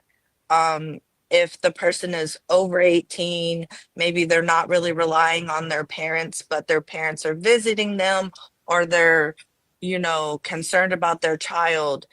Yeah, sure, you can correct them once or twice, but I wouldn't go past that once or twice rule. If they're being a bigoted parent, like my father is, they're going to be a bigoted parent. That's it. You can't really help that. But don't harm a child by correcting their only security, which could cause them harm, to get kicked out of their house or anything. Because there's such a huge population of trans individuals and people in the LGBTQIA who literally get outed by people who they thought they trusted.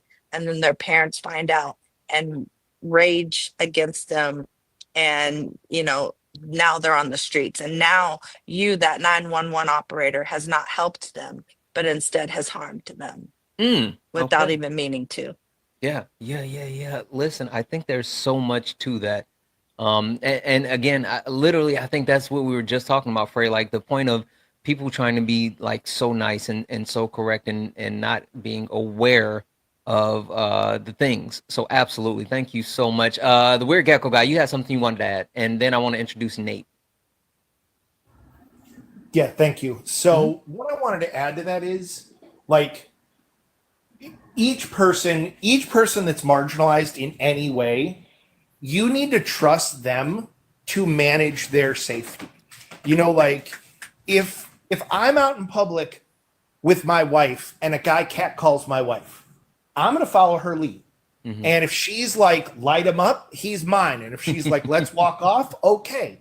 And if I'm out at the bar with Santana and someone says something racist, I'm going to look at you and be like, shooters shoot. And you're going to be like, not tonight. Okay, then, like, you have to trust that person. And like, I've been out at concerts or bars or nightclubs, and someone will bump into me and go, sorry, dude. And someone else will be like, their pronouns are they, them. And I'm like, shut up. This is a drunk man that we have no idea if they're an ally or not. I am like, do not make it where I might get hate crimes so you can correct, anyone that's marginalized has lived most of their life marginalized, and they know what tricks work to keep them safe. So follow their lead, Also, don't be... Go ahead. No. Go ahead. Go ahead and finish the sentence. Also, you can't be more offended for your marginalized friend than your marginalized friend is. Exactly. That literally that's what I was saying. And again, I think it's so much of a conversation. I've been having this conversation a lot lately, because you know, especially here on this app, right? People try to press your buttons, and people are openly like hateful, right? They try to say and do things, and that's why I try to make sure not only when I have these conversations, like I know my limit, but again, when it's funny, I always like when I'm debating, like late nights is completely different than sparring. And when I'm debating, and there's certain people, and they come up and they want to talk about like AB, or they want to talk about transgender people, or this, that, or that, whatever. And people are like, oh, bring somebody up from the community. And it's not to say like, oh, I have these special tokens that I only let do it, but like I know for a fact that there's certain people that I can lean on, that if they're part of that marginalized community, that I know, one, I trust them to not only carry the conversation or the debate, but also to clearly define their boundaries. And so I know that I can sit back and let them go until they say that's enough. And then, you know, I'm gonna show them the person a magic trick. But I've had to learn like not to be more offended than the people of that marginalized group, because I can't out offend them for their offensiveness or whatever. Yeah. But yeah, that's the thing. All right, real quick, W's in the chat for Uncle B. Uncle B sent a $10 donation to go towards the nightly donation goals. The guys, W's in the chat for Uncle B. What up, Uncle B? Uncle B, has your audio book come out yet? Put it in the chat. I'm like literally, I'm waiting for you. I know we talked about it, and the last time we talked, you said it would be out soon. I can't remember if it's out yet or not. I know I have my actual physical copy of your book, but has your audio book jumped yet? But a drop yet. But W's in the chat for Uncle B, who dropped sent a $10 donation, guys. That means we only have $195 to close out our nightly donation goal. Cash App, PayPal, Venmo, all the pay links in the link tree in the bio. Santana Speaks 24, best way to support the live. Everything's accepted. Anything is appreciated. Nate, how are you? Nate Dog. Smoke every day. Nate Dog, are you there?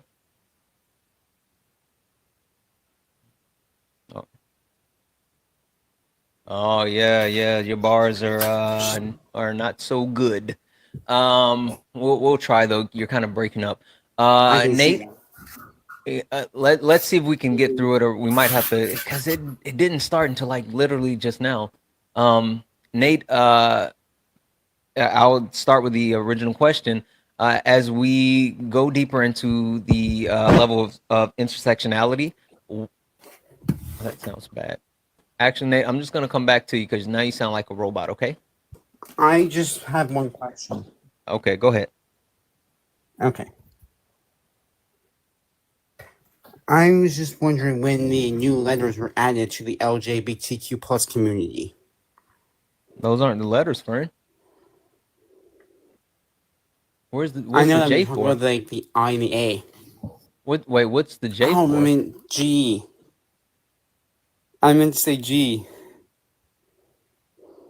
Oh, okay. So your question, Sorry about that. Your question is trying to understand like the additions to the actual community. Yes. So I'm not sure if anyone on the panel can specifically speak to timing, but I do know that the actual representation of the different letters, I mean, as people are more understanding. Yeah, see, Eli said they've always existed. Boom. That's what I was just about to say.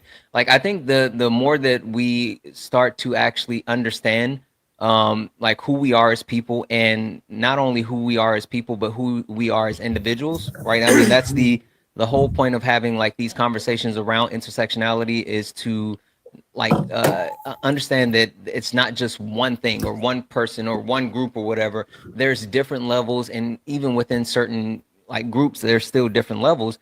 And so as far as, formally being recognized or whatever, like I'm not sure, but I do know that, like Eli said, they've always been there. So Okay. And can I ask you a quick question? sure. Next time you go live, can I debate Trump supporters on the whole Canadian and US thing? Because I'm Canadian and I can help you out with some Canadian stuff. I don't know. I usually don't let just anyone debate with me, but I do let subscribers get what's called a tag me in, which is a 5-minute tag in where they can actually do debates with me. But listen, I appreciate you coming up and adding to that. You're You're more than welcome. welcome to hang out. But yeah, thank you. Where I am is Canada right now. Canada? Yeah. Okay. I don't know where that is, but Like I you're- appreciate you, friend. It's June 1st. Our Okay. I know what you're talking about. All right. Thank Well, you for having me happy up. Canada. Thank you. Have a good you. one. Have a nice. Oh, sorry. Dropped it too quick. Debbie's in the chat for Swan. I saw that sub that you sent out. Debbie's in the chat for Swan. All right. I want to keep it moving and I want to come around the panel, and specifically I want to come back to Short. I'm gonna pick on you. Short.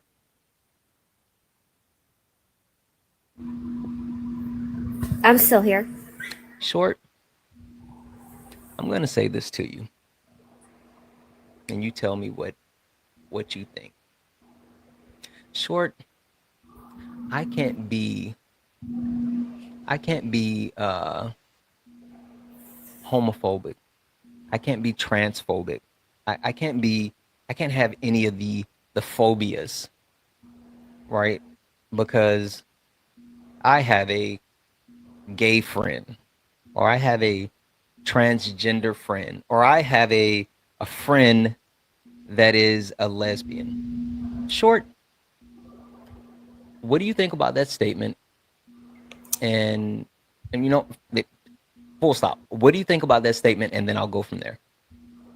Overall, it's false because everyone has, whether they'll admit it or not, biases against everyone else. It's just, my belief is that it's inherent. Mm-hmm. Biases, just in general, yes. So, Short, why is that a dangerous thing for people to say or do? Because it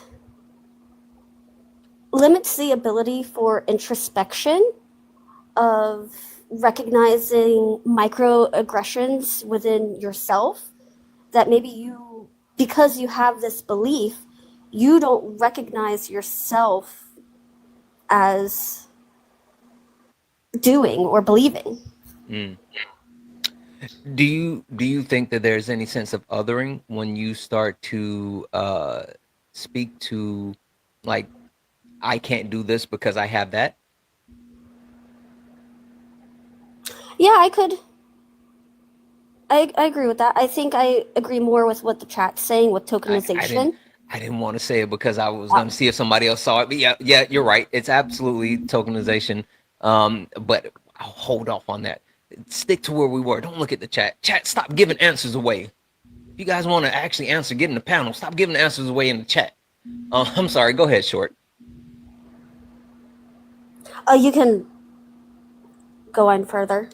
No. I want to. Yeah, I'm sorry. The actual point that I was saying, as far as like othering yourself, right? Is that a harmful situation where you try to separate yourself from a specific group or class or whatever, or race, and say like, hey, I can't be this, or I'm not this because of that, right? Is that a dangerous thing, or like?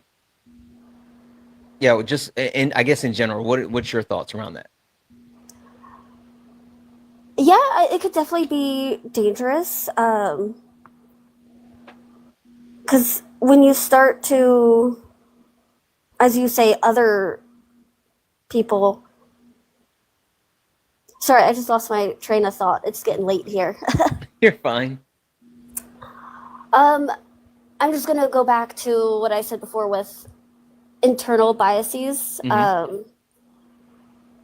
I feel like the culture that we've been raised in, grown up to, even experienced, like listening to certain songs, music, Eminem, for example, like a lot of controversial things in his lyrics that we didn't, we repeated because it was a song and we didn't think it was necessarily hurting anyone by repeating them. But of course, it's Eminem. You absolutely did hurt someone, whether you meant to or not. Yeah. I completely agree with that. Completely agree. Delivery. What's the harm? Delivery. My best friend is gay. Why can't I tell people, like, hey, my best friend is gay. Like, I should, be able to say the F word because my best friend is gay. Why is that not only wrong but harmful? You're tokenizing your friend for your own like purposes of like, look how I'm okay. I have a proximity to XYZ intersectionality. It's I mean, like, you can't do that. Like, okay. Oh, you kind of cut out for a second. Oh. Yeah, you can't do that. Like, you can't weaponize someone else's identity. You shouldn't even weaponize your own identity, but you definitely can't weaponize someone else's identity.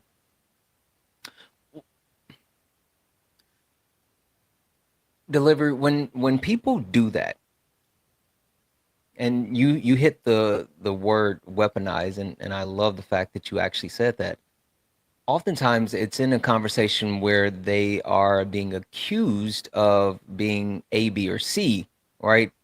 And Jillian, did you just put hand in the chat? Did Jillian just put hand? Yeah, I don't know. Is that you raising your hand? I don't know. Put an actual hand in the chat. Why would you put the word hand? Really, Jillian? I clicked the little like emoji face thing, and all it gave me was faces. Okay, give me a second. I'm gonna get to your hand. Give me a second. But yeah, oftentimes you see people like doing that, and it's in the sense of saying like, hey, you can't call me racist because I have a black friend. Like, you can't call me this because I have this. And delivery, why is it easier for certain people to take that position, that stance, versus actually hearing what the people are saying and try to have an introspective look? I mean, I guess I could just cut to the quick and like, to be blunt, I think it just comes down to people not wanting to admit the privileges that came with the complicity of their identity. And so, like, I don't want to make like a human shield joke. I'm pretty sure everybody can see the colors of my profile pic, but like, it is that. Like, it's exactly that. It's basically like grabbing up token identities around you to be like, see, look, I have a UN patchwork of friends. I'm decent.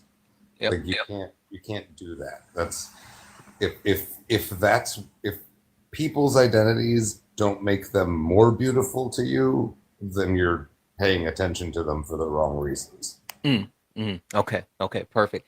Jillian, hand, and then I want to go to Faisal and Sissy, and also I want to rotate a couple of people out because I know there's other people in the box, and I want to try to get a few more people in. So, Jillian, hand. Yes. So, and figure that out, friend. Figure it out. It can get even deeper than that. So one of the nights at the bar, it happens a lot, but one of the nights the N-word started getting spewed around and my ears perked up. And once it was more than twice, I said, okay, that's enough. We're not going to talk like that in here. And one of the guys who's doing it, who is white, looked at me and he said, I'm Mexican, so I can say whatever I want. And that, I think, how last week people were confusing race versus ethnicity versus nationality, that comes into play there. Race versus ethnicity versus nationality conversation be whooping people ass, like legitimately. I kept, because Wednesday and Thursday I had to, or Tuesday and Wednesday I had to work, so I watched the YouTube stream like in the middle of the night after the fact, and I kept going, oh my god, I want to talk.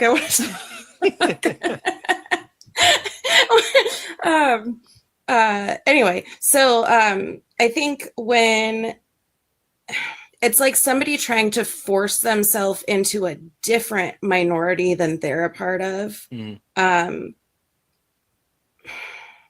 it's just it's weaponizing. And then even if he weren't white, even if he were black, I'm still not okay with that word being thrown around, but at least the word would be regarding him. And I think I understand where you're coming from, and I think it goes back to what other people were saying. Like, you're like, it's bad enough to tokenize yourself, but like tokenizing other people, and I know, you know, saying the N-word isn't like tokenizing other people, like it's a completely different thing.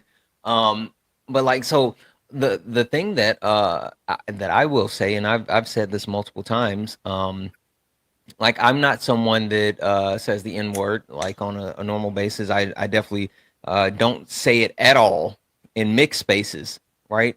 But there are certain people who do, and there's never an instance where I would admonish anyone for like what they say if they, you know, they're black. But I think there's a huge difference between like saying, oh, I'm quote unquote Mexican, which again, not the race, but not a race. Like there's a whole different thing around it. So, okay, give me a second. W's in the chat for Chris. Chris in a $1 donation saying Chris, you could have just came off mute. You didn't have to send a donation, but Chris said you can rotate me out, but I got one statement before I go. W's in the chat for Chris, guys. Chris in a $1 donation. That means we're only all right, now I gotta do math. Sorry. Hold on one second. Hold on.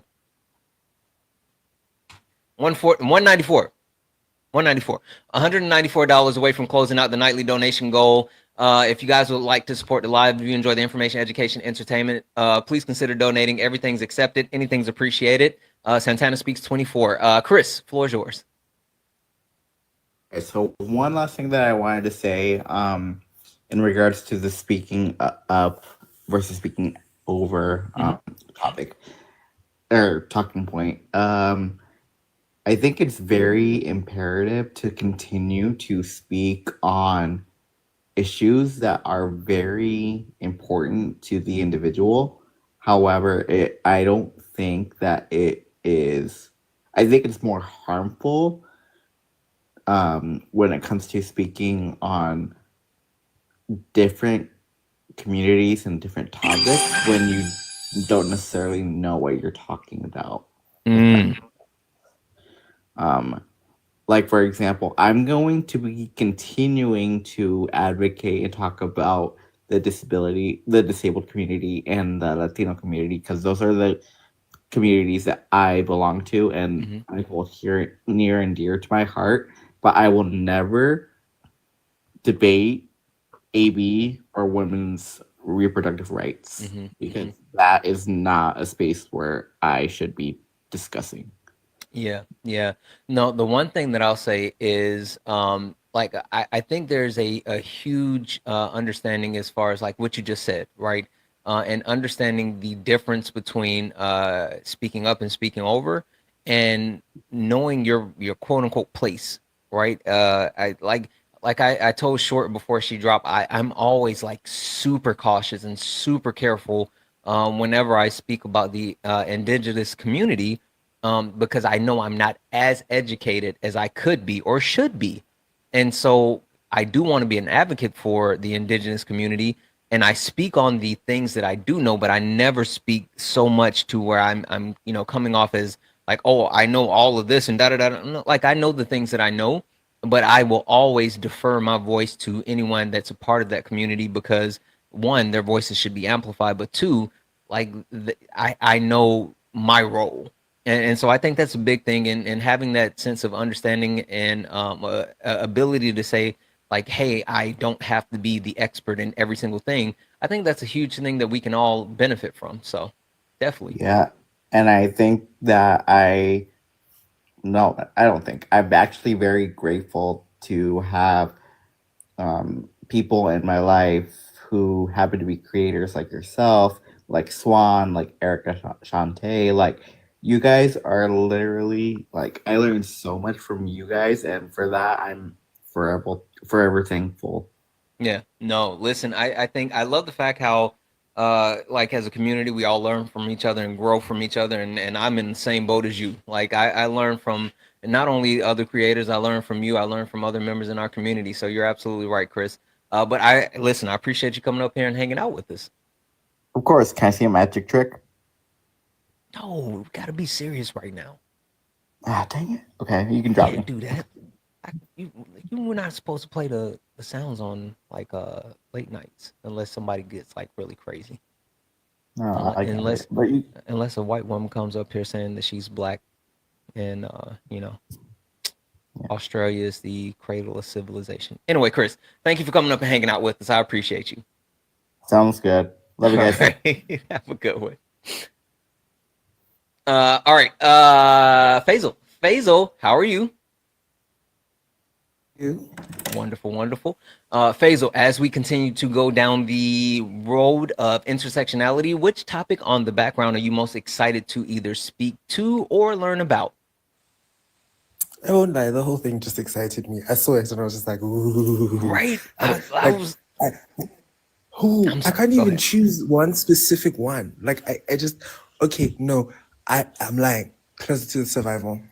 Because I have a caveat to that of performative heterosexuality out of the norm. Fucking go. The floor is yours because no one's touched on that enough yet. And I don't want to give away too much because literally, so I was told, so I have like, I work through certain like topics and ideas and everything like in my head. And then it's funny, I say this all the time. So I take a bunch of stuff and I like dump it on the table. And then I have certain people that like have to put the puzzle together for me because if this was up to me, like everything that we've done for these last couple of weeks would have all been in 1 week because it just all came out of my head at one time. So while we were talking about this, we worded it that way specifically so it would like be a teaser and then people would get into it. So Faisal, the floor is yours. Thank you. By the way, Black 25, he, him. And hi everybody. So like, I don't know how far this goes, right? But there is a sense of performative heterosexuality amongst heterosexual people, simply out of the basis of, because this is what I see, this is what I emulate, and this is what I'm going to do, right? There's no prior thought behind it. There's no prior investigation behind, oh, are these the feelings that actively align with who I am? Are these heteronormative ideals what actually align with who I want to be? People, instead of questioning those things, because we live in a heteronormative society, they just live life throughout their whole years without having to ask these questions about how far does my heterosexuality go? How far is it? How much of it is it socially influenced, and how much of it is it of my own doing?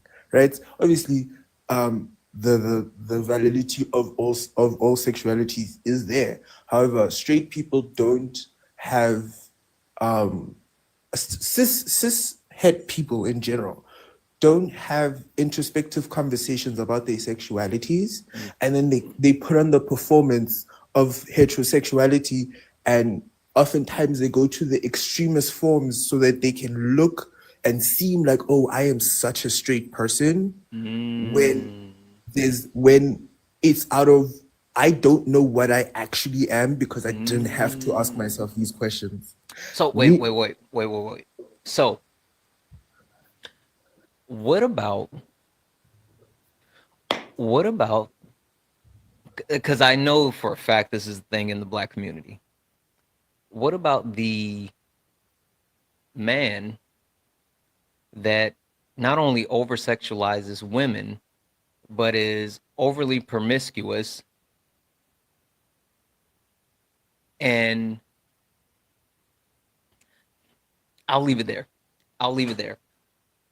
Not saying every time, because you can't say, oh, like this is one for one, but is there something behind men who are over sexualizing women and over or like projecting so much of like, hey, I am someone that is I'm out conquering women. I'm out actively. I've had her.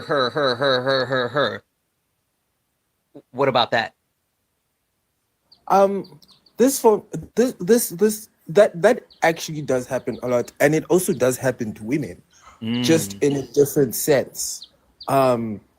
It like I wouldn't be able to speak to the experiences of women. However, Nope, we lost you. Oh, Swan. I was about to say I'm throwing it to you. It's on you now, Swan. I need you to answer the question for me. Question one more time. You should have been listening. See, that's what Swan. You know what that is? DEI. That's what happened when you bring DEI up on the panel. Wow. Now I'm going to change my username back to the DEI agent. TikTok's very own DEI agent. I'm going to change my username back. Okay. All right. I'm sorry. yeah. Face. Sorry. Go ahead. I got a Go ahead and finish. So it's almost as if it's to prove something to an imaginary audience, that like I am so heterosexual that there's nothing else in this planet that I look for. I only date women. I only do this. And it's a game of self-convincing, because like, again, there is no audience. No one is actively investigating these people. No one is actively trying to question their lives. However, because societal pressure and societal norms, they're going to act out in ways that seem like, oh, this is a regular straight man. However, if you again, none of us have the degrees, but like if you analyze the situation for what it is, you can see that like something's off. It's like you're doing this not out of because this is how I feel, but because this is how I should perform. Yeah. This is how I should look. Yeah. Let me say this. Welcome in, Parker Raid. Welcome in, guys. As you get in, tap the screen. Share the live, gift the panel. We got an amazing panel up here, guys. We are back into a deeper conversation around intersectionality.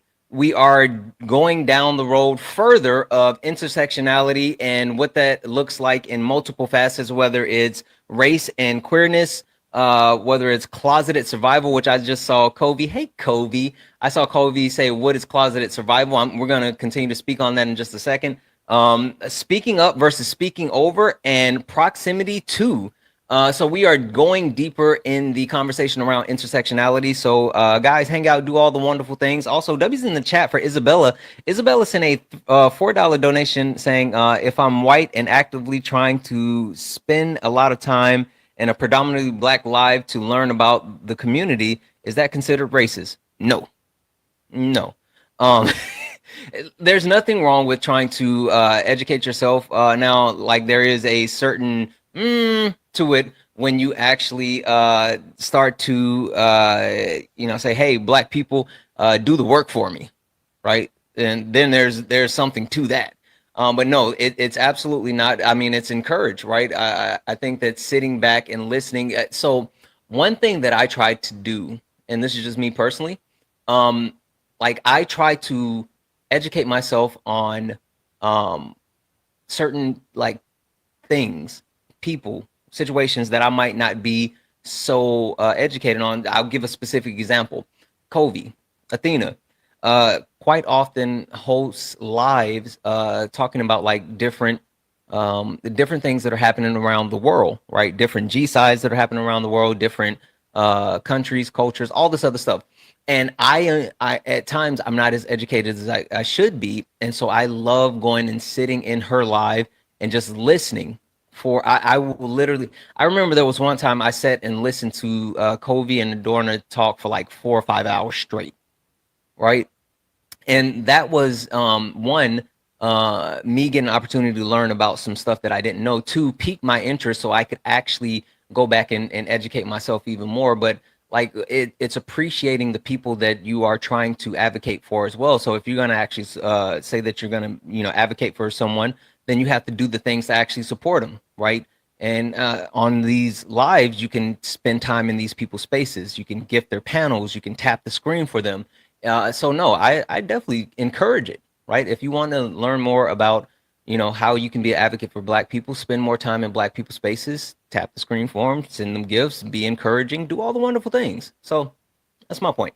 And W's in the chat for Gene. Gene sent a $1 donation saying, I do think it's performative. Heterosexuality had a lot to do with certain people not voting for Kamala Harris. Also, MAGA over sexualized Trump. Yes, they do. It's weird. It's a whole weird thing. It's a whole weird thing. Guys, that means that we only have $190 left in the nightly donation goal. We have like 525 people hanging out. If we have 190 people that send $1, we can close out the nightly donation goal. Cash App, PayPal, Venmo, pay links in the link tree in the bio. Santana Speaks 24. Welcome in Parker Raid over on YouTube as well. Make sure that you're liking the stream over on YouTube. Make sure that you're following, not just watching, following, and you can send a YouTube super chat if you would like to actually support the live. So I want to get to closeted survival, and I want to be more specific about it, right?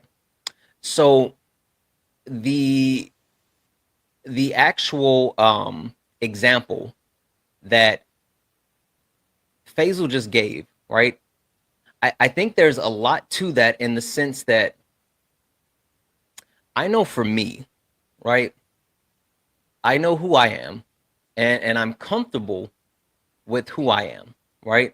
I'm comfortable in, my sexuality and who I am as a person. And there's times where I'll have conversations with certain people and they project, right? They over project and they get weird when it comes to people that's within the queer community. I think that's why there's so much hate towards the queer community, right? And so there's a lot of times where they over project and they try to say things that they think would actually he said, why are you being mentioned? And it's because we're always talking about you, Covey, of course. But I think there's a lot of people who don't necessarily understand, or maybe they understand who they are, but they are, quote unquote, dealing with closeted survival, where for them, it's more of a sense of like not being who they are because they worry about not only being a part of the queer community, but being accepted, possibly their lives being in danger, just multiple things that come around it. But it's oftentimes where people are afraid for one reason or the other to say, hey, yes, I'm gay. Yes, hey, I'm lesbian. Hey, I'm transgender. They're afraid to actually admit those things because it's either a situation where they have to hide from it, or quite literally, it's a situation where their life would be on the line. All right, I want to go to Swan. Oh, I'm sorry. Go ahead. Yeah. Also, another thing that shows performative heterosexuality is the whole pause thing. and this, like, I laugh all the time because it would be a stupid sentence, right? a literal just like throwaway sentence. Oh wait, pause. Oh yeah. Why? Yeah. Mhm. Right?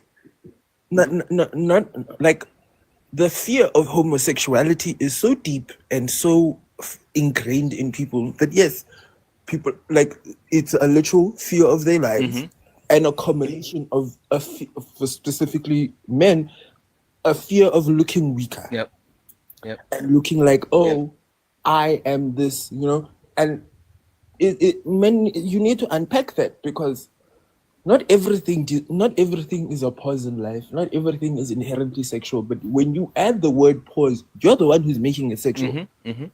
The conversation could have gone completely fine without it, but because of your incessant need to look straight, everything, guys. I don't know what the joke. There was a joke that another when I saw it was about like, oh, like us chilling is somehow gay, us hanging out playing video games somehow that's queer. How? It's Right? always interesting to me when people try to assign like some type of sexual preference to like non-sexual things, and just in the sense of you just like what you just said, like, oh, hey, you want to go to the movies? Huh? Why would I go to the movies? That you're gay. Like that's the weirdest thing to me. Anyway, It all stems from the fear of like anything, and it's also part misogyny as well because it's anything feminine and feminizing is bad. So queer people are already seen as more feminine and feminizing. So already all of that is lumped together and creates this irrational fear and like, oh, I need to perform this way so I don't look out weird. Also, before I stop talking, I just want to show. you gotta stop talking because other people gotta talk too. No, I just want to show the sun. Just want to show an African sunrise. That's it. That's it. That's it. I'm gonna keep quiet. Oh, that's I gorgeous. just want to show the sunrise. Okay. Thank you for calling me out on that, Swan. Sissy, I apologize. I almost skipped you. Sissy, how are you? I'm good. How are you? It's okay. Wonderful, wonderful, Sissy. You know what? Let me just give you the questions real quick, Sissy. As we continue to go down the path of intersectionality, what topic on the background are you most excited to either talk about or learn about? I really like the proximity to conversations. That's one my of my favorite too. favorite. Yeah, it's one of my favorite things to talk about. I like learning about all of them. I like bouncing ideas off of people, so all the conversations are good. But I'm excited to talk about the proximity specifically. Okay. Well, so we're at right now closeted survival, but that was because Faisal took it there, and I'm good with that. But we're kind of getting to that point, so I will let you take it wherever you want to go. No, for sure. Also, they're saying that you're a little muffled. Is it still muffled? Way clearer. Still or no? No. I said you're way clearer now. Okay. Beautiful. I think closeted survival and proximity kind of go together, to be quite frank. Talk to me. And I don't think closeted survival is specifically, I think, utilized in queer communities, but I also think that just because of the way intersectionality works, this can transcend across like a diaspora of marginalizations. So whenever we're talking about your closeted survival, if you are someone who experiences less marginalization than the person next to you, then you may do everything in your power, and you see the way that people are treated as opposed to you. You do everything in your power to kind of keep it under wraps because you see how it looks outwardly expressed on other people, and how they get treated in comparison to you. So the things that you are capable of shying away from in public, you are more likely to do so for your benefit. Yeah. What do you blame people in the queer community, or even, I guess, more so to your point of marginalized communities, but in the queer community who hesitate as far as like coming out with their experience? And Frey, I don't want to tokenize Frey, but Frey, I'm gonna tokenize you for a second. Frey is in Texas, right? Mhm. And Frey, um, Frey is showing the world that he's a transgender man in Texas would be completely different if Frey was like where I am in Washington State, Oh. right? So, do you blame those people that tend to continue to be closeted for their survival? No, absolutely not. I also live in Texas. Mm. I live in a pretty blue part of Texas, fortunately, but Texas is Texas at the end of the day. Like the Mm. the policies stretch across the state. The freaking South is Um, the South. the South is the South. And it is dangerous. Like it is significantly more dangerous to be a queer person in Texas than it is in, New York or LA or wherever may have you. So, that's someone's safety that they're concerned about. Mm-hmm. It's not my place to be upset at them that they would like to be safe. Like no one owes you their outward expression of queerness. Yeah, I completely agree, and I think that's why it's so important because Frey made a point earlier when someone was mentioning like correcting they were like, yeah, I'm a 911 operator and I correct people and blah blah blah blah. But I think it's like demanding someone uh, put themselves out there when they literally can be putting their life on the line or putting themselves in danger. And even going back to what the Weird Gecko guy said, like you have to take the lead for the people who are a part of those marginalized communities and say, like, hey, I'm gonna let you guide and lead. And so for anyone like one, if anyone has to be closeted for their survival, like I would never knock them for that, but I would never want that for them. But I think that's why like I've heard stories about people outing other people, and I think that like I don't think people understand how dangerous that is. Is this still a Yeah, question? still it's me talking right Right. now, Well, sissy. I didn't want to overtake the No, what you conversation. talking? Yeah, no, I absolutely agree. It's super weird because especially like when we're talking about like outing people, I promise you, like no one stifled emotions are actually like some of the one of the highest contributing factors to like aggressive behavior. So people are already struggling internally, not being able to be their entire selves. And it makes no sense for you to essentially dogpile onto them with the fact like that you're disappointed in them. Sometimes people will out people like out of jealousy, that that they mask well, or out of like just being like mean to them. So already people are dealing with their internal feelings about not being able to be themselves, and then you've done like this added pressure on top of it. It just doesn't make sense for you to be angry about something that is already affecting this other person negatively. Like you're angry that I'm sad. That doesn't make sense. It's weird. That's weird. It's weird. Huh? Okay. All right. Let me run through these real quick, guys. W's in the chat for Ty. Ty sent $1 donation. I want to talk about closeted survival so bad. Ty, I promise you, like we're gonna be doing this all week. I'm gonna get you in at some point. I'm sorry. But I'm gonna make sure I get you an opportunity to talk about it. W's in the chat for Ty. W's in the chat for I said your name. I'm gonna say Neffy. Neffy. I remember that's how you said to say it yesterday.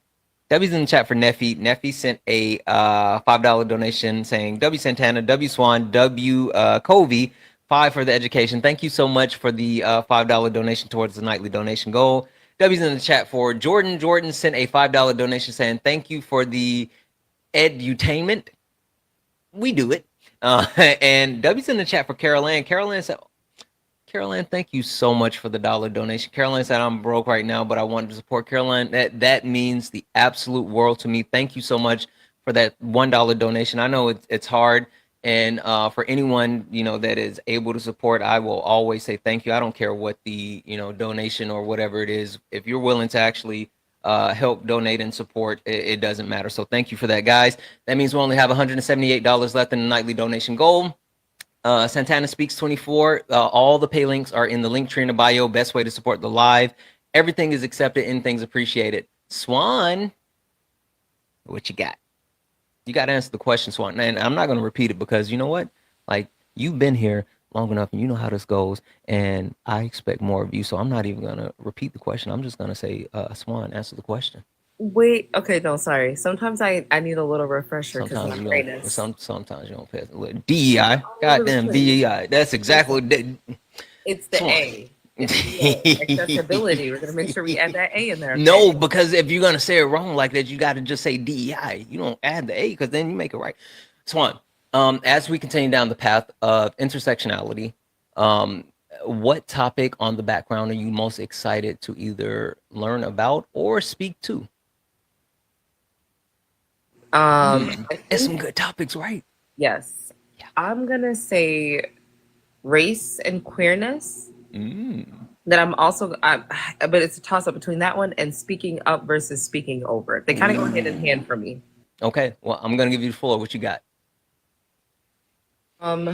One thing that I would say boggles my mind is being a part of a marginalized community, right? Being Black, and then seeing the ways in which other people's intersections, like how they're punched down on within the Black community. That's something that I have a major issue with. And the reason why I say that is because if we understand what it feels like to be marginalized, you know, why is it that there's such an aversion towards having discussions, right, about different people's lived experiences? And I think for myself, I'm a cis het woman. I get very, very, very frustrated when I hear homophobia and transphobia. It just really grinds my gears. And I, like for myself, because I'm a part of a marginalized community, I think it's obvious because of the ways in which we're socialized in society. But for me, understanding the experiences of others who have a different intersection with my community is a must. It's a must. You cannot want liberation for Black people if you don't want liberation for a person and you're not lifting up or focusing on the person who is the most marginalized within our community, which would be a Black transgendered disabled woman. And I think Don't that's try to take my stuff. Listen, Whatever.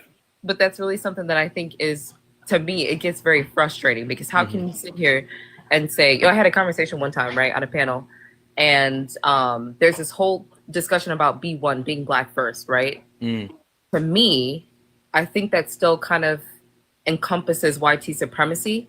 And when I was listening, and the reason why is because when I was listening to these people talk about this, they said that we put our womanhood down to show up to being Black. What? That's your response to a conversation where we need to talk about transphobia and homophobia within our community specifically? You shouldn't have to do that. Now you as a cishet woman are subjecting yourself to being punched down on by Black men, right? And that's not okay. We're not going to get anywhere. If we're going to reject white supremacy, we need to reject it at all costs, right? So I think that that's one major issue I have. And then the other thing I think for me is understanding when to speak up versus speaking over. There was definitely a moment where I had to check myself not too long ago because someone came up to the panel. I had stepped away from my phone. They were on my panel. They said something. They didn't want to give their pronouns. And that's one of those things that just drives me insane. They didn't want to give their pronouns. And so I had asked them to like recap what they were saying. And a mutual of mine had said, there's no one here to speak up for the transgender community. So I don't think we should have this conversation. And I wanted to just hear what this individual said for myself. And so I did. I was like, well, I do want to know like what was said. So she ended up speaking and she did cause harm. And I had to really check myself on the fact that like, I should have just dropped her. There was no need for me to keep her there. She was being very it was very passive aggressive and I should have dropped her. And I had to take accountability and understand that I may have not even may have, that I did cause harm in that moment. And that's something that we need to do more often, is reflecting on when we mess up, you know. As a Black community, like it just, if we're not understanding intersectionality within our community, y'all, we're not going to get anywhere. We're just not. And I think it's important. We have to stop. We got to cut that out. We got to get it together. Yeah. So let's kind of open this up and pass it all around. And I want to hear from the entire panel.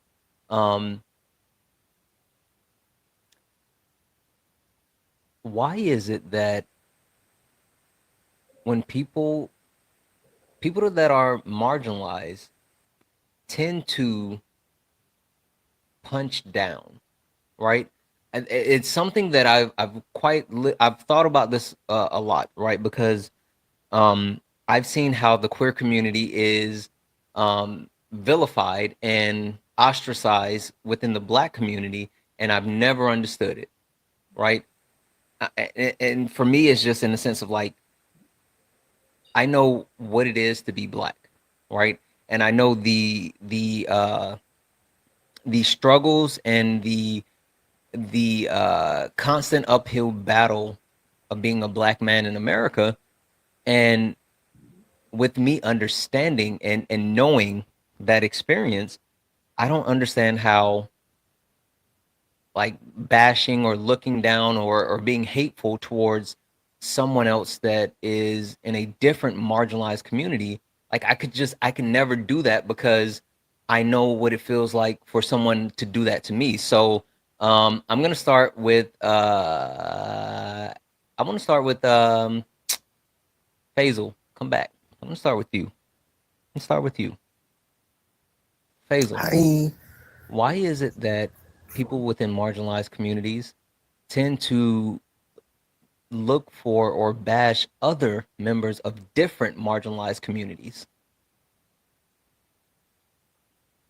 Because it it's to me, it's the as an African person, as a South African person, the colonization of my people Mm-hmm. has left a very weird stain and a very weird mark Mm-hmm.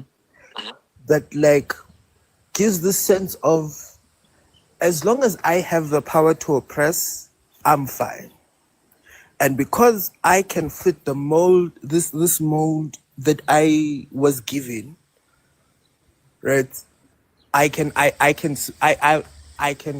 let everything else go. Mm. And all of you, if you don't follow what I say based on what my colonizers did to us, you're weird. You're wrong. Right? Because for me, I can't even travel throughout my continent without the fear of getting unalived or imprisoned. Mm. And these are all Black people, right? Mm-hmm. Yes, yes, there's other intersectionalities and other, but specifically for my people, the remnants of colonization, Christianity, and all the things warped our sense of community into I need to look like the oppressor Mm. so that my life is better, Yeah. right? Yeah. It's in a lot of things. The reason why I speak the reason why I speak English the way I do is because I was raised in a way of you need to be palatable to them. Mm. Mm.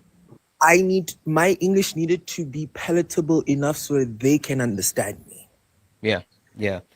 I think there's a lot of instances where a lot of people feel like it's that level of acceptance and at least in my opinion, not only level of acceptance, but the need to have, I guess, a common enemy or something. I don't know. Okay.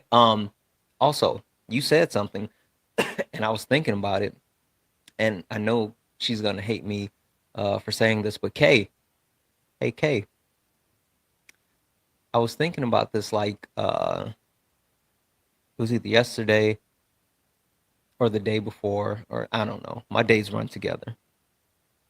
I slept like 3 hours last night. Anyway, Kay, I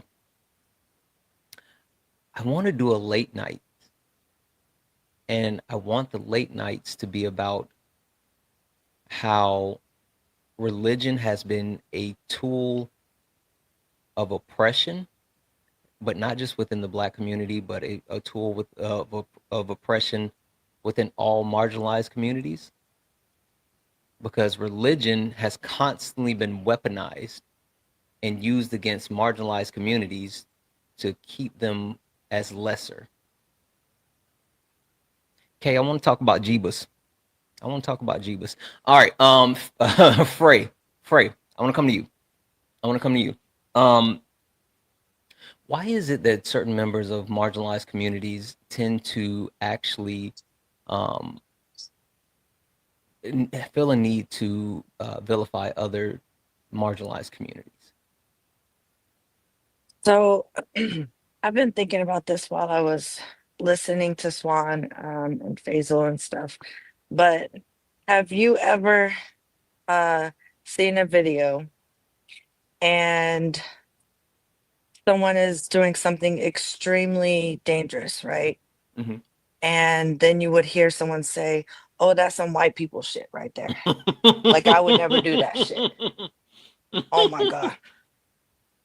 Hell no. Right? Mm-hmm. Exactly like that.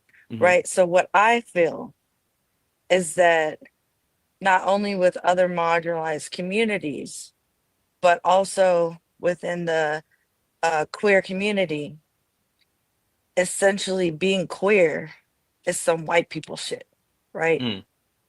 And that has come from the erasure of Black history and Black people being erased from the LGBTQIA community and the queer community, and proper history is not being taught. Because if you understood Black history and the queer history, you would understand that equivalently, Black people do exist within the community, and the connections are definitely connecting. But again, that would go into your Christianity argument for another total different live. Mm. But you know, I see it a lot within the white community. Well, within white populations, white people don't have community, but that's a whole different topic. But I see it a lot in Black communities or other marginalized communities where they will specifically be talking about queer people and be like, "That's not us. We don't do that." Mm. When I know and you know that Black people do exist, and minorities that are not Black, that are not LGBTQIA, will say the same things, when in reality, that's not true, right? We know that Black people exist. We know that Indigenous gay people exist. We know that people from all over the world are in our community, that we have Muslim people who are in our community, that we have Jewish people in our community, that we have all types of different people in our community. And yet the focus is always on white people in the community because of erasure and the type of representation that is shown, right? We don't see and we're not taught of the extraordinary measures that specifically Black trans women did for the community and Black lesbians did for the community to even exist. So I think that it's because of the erasure of Black people and other people of marginalized communities that have been erased, where people are saying, quote unquote, "I don't care about the gay community because that's some white people shit." Mm-hmm. And I didn't mean to say it that way, but that's like what I'm seeing in other platforms, even from white people. But I'm seeing it in other marginalized communities. I've seen it in Black communities. I've seen it in different communities, is that they don't feel that they need to care about it because that's just not something that they know. They don't understand that Black queer people definitely exist. If it weren't for Black queer women, I wouldn't exist today. I wouldn't have a pride to celebrate. I wouldn't have anything of that matter. But it's preached about so much that it just isn't something that is a part of that other marginalized community. that it becomes a point where I don't have to care about it because it's not a part of my community. The same way that if you're straight or heterosexual and you're white, you you don't want to care about your, even if you have a friend, right? And that comes to tokenizing, but you don't have to care about it because it's not going to affect you personally. Yeah. So I think that that's like the main issue, is that there's been so much erasure of the histories that are combined histories, that if they were correctly taught as a combined thing, and it's okay to separate yourself. I'm not saying that it has to be combined. It's okay to separate yourself. It's okay to have your own community. But I think that there's a lot of erasure within the communities, and that it goes into that. So that's all. Yeah, I completely agree, and I think that wanting to have that separation, I mean, I think there's so much to that as an entire point, and wanting to. I think that there's certain instances where people feel like if they remove themselves from certain aspects, then they're better than. But like you said, I mean, we understand like the benefits that like Black trans women have had on not only society as a whole, but so much as far as progression within the queer community. And people like tend to punch down or even, you know, attack them when, you know, we've already talked about like the different points of intersectionality and where they fall. So you're absolutely right. All right. I'm sorry. I got kind of distracted by King or King Huey something crashing out in the comments. Like, what in the world was happening? Misunderstanding of what intersectionality is and how that's viewed. And I think that it's, at least to me, it seems as though they're fearful of He said we have to be loyal to one community. That's not how intersectionality works, friend. yeah, I think Like that's for you to just say like, oh, you have to be loyal to one community. So sure, again, who should the Black transgender disabled woman be loyal to? Which community? And that's why I'm criticizing the intersectional approach. Hey, King Louis, guess what? I don't give a fuck. Like, I know you may think that you're adding something that's a whole level of being introspective and actually think that your voice even matters right now, but it doesn't. So there's that. So I'm just gonna still a line from sparring for half a second. Either you can like it or you can fuck off. All right. Sissy, coming to you. I was actually really hoping that it would be me next because what he said ties into the point that I wanted to make almost perfectly. Floor is yours. When I'm so sorry, I don't want to mispronounce your name. Faiz, I haven't paneled with you before, so if I'm mispronouncing your name, please correct me. Hold on 1 second. I'm sorry. Hey, King Huey, how you gonna hate from outside of the club? You can't even get in. Be quiet. I'm sorry. Go ahead. No, you're good. But the point that Faiz made about essentially like as long as I have the agency to do some level of oppressing, then this makes. Oh, got a phone call. I did get a phone call. Then this makes me better than you if I have some agency to oppress you in some way. And the comment that Huey made. Basil. That's what Basil. I'm sorry. I was so wrapped up with the other person. I apologize. Go ahead. Basil. And this is so true. And I think it's interesting that Huey was like, well, you need to be loyal to one community. For example, if I was only loyal to the Black community, as a Black queer woman with what is, you know, in the eyes of the U.S. government, I have a disability. Mm-hmm. This would make like there's a hierarchy that exists right I'm only loyal to the Black community. That's so stupid. The desire to like eliminate intersectionality to me rings as, I know that in this community I would have some agency over a certain amount of people. So I don't want to look at intersectionality because it removes me from the proximity of power if I have to think about everyone's experience. And I think that is why people who are already marginalized do the punching down, because of the proximity. You know, I want to feel powerful. I want to prove to the person who I know is above me that I deserve to be where they are.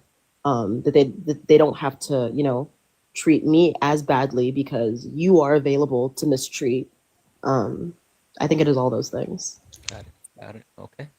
Jillian,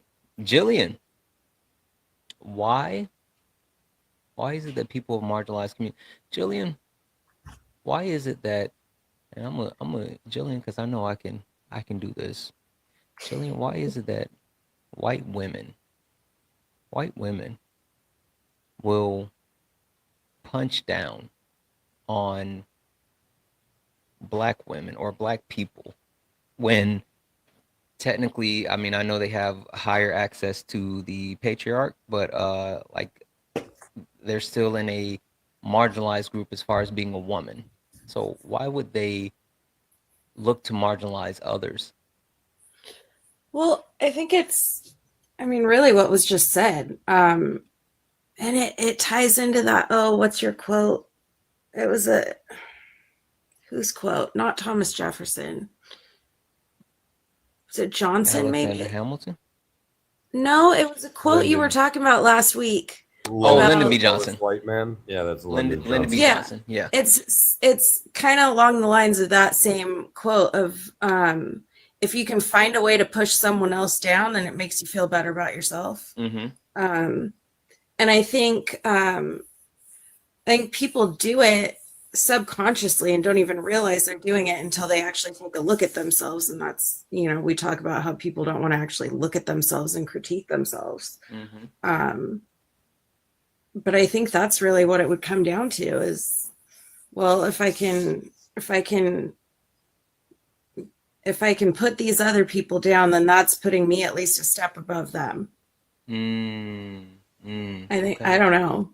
I've never consciously done it. I'm like trying to think back down to like when I was younger. But I spent so many years in my last marriage, like just being at home. Like I never went anywhere or had anyone in my life. So.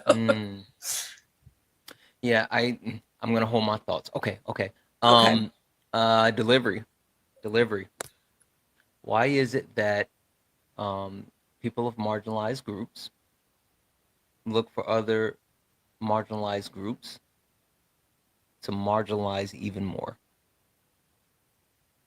So I think of both the same quote from Lyndon Johnson that was referenced, but I also think of something that there's a creator, Justin Scott, said on here, that you're invited to the throne that only allows you close enough to kneel.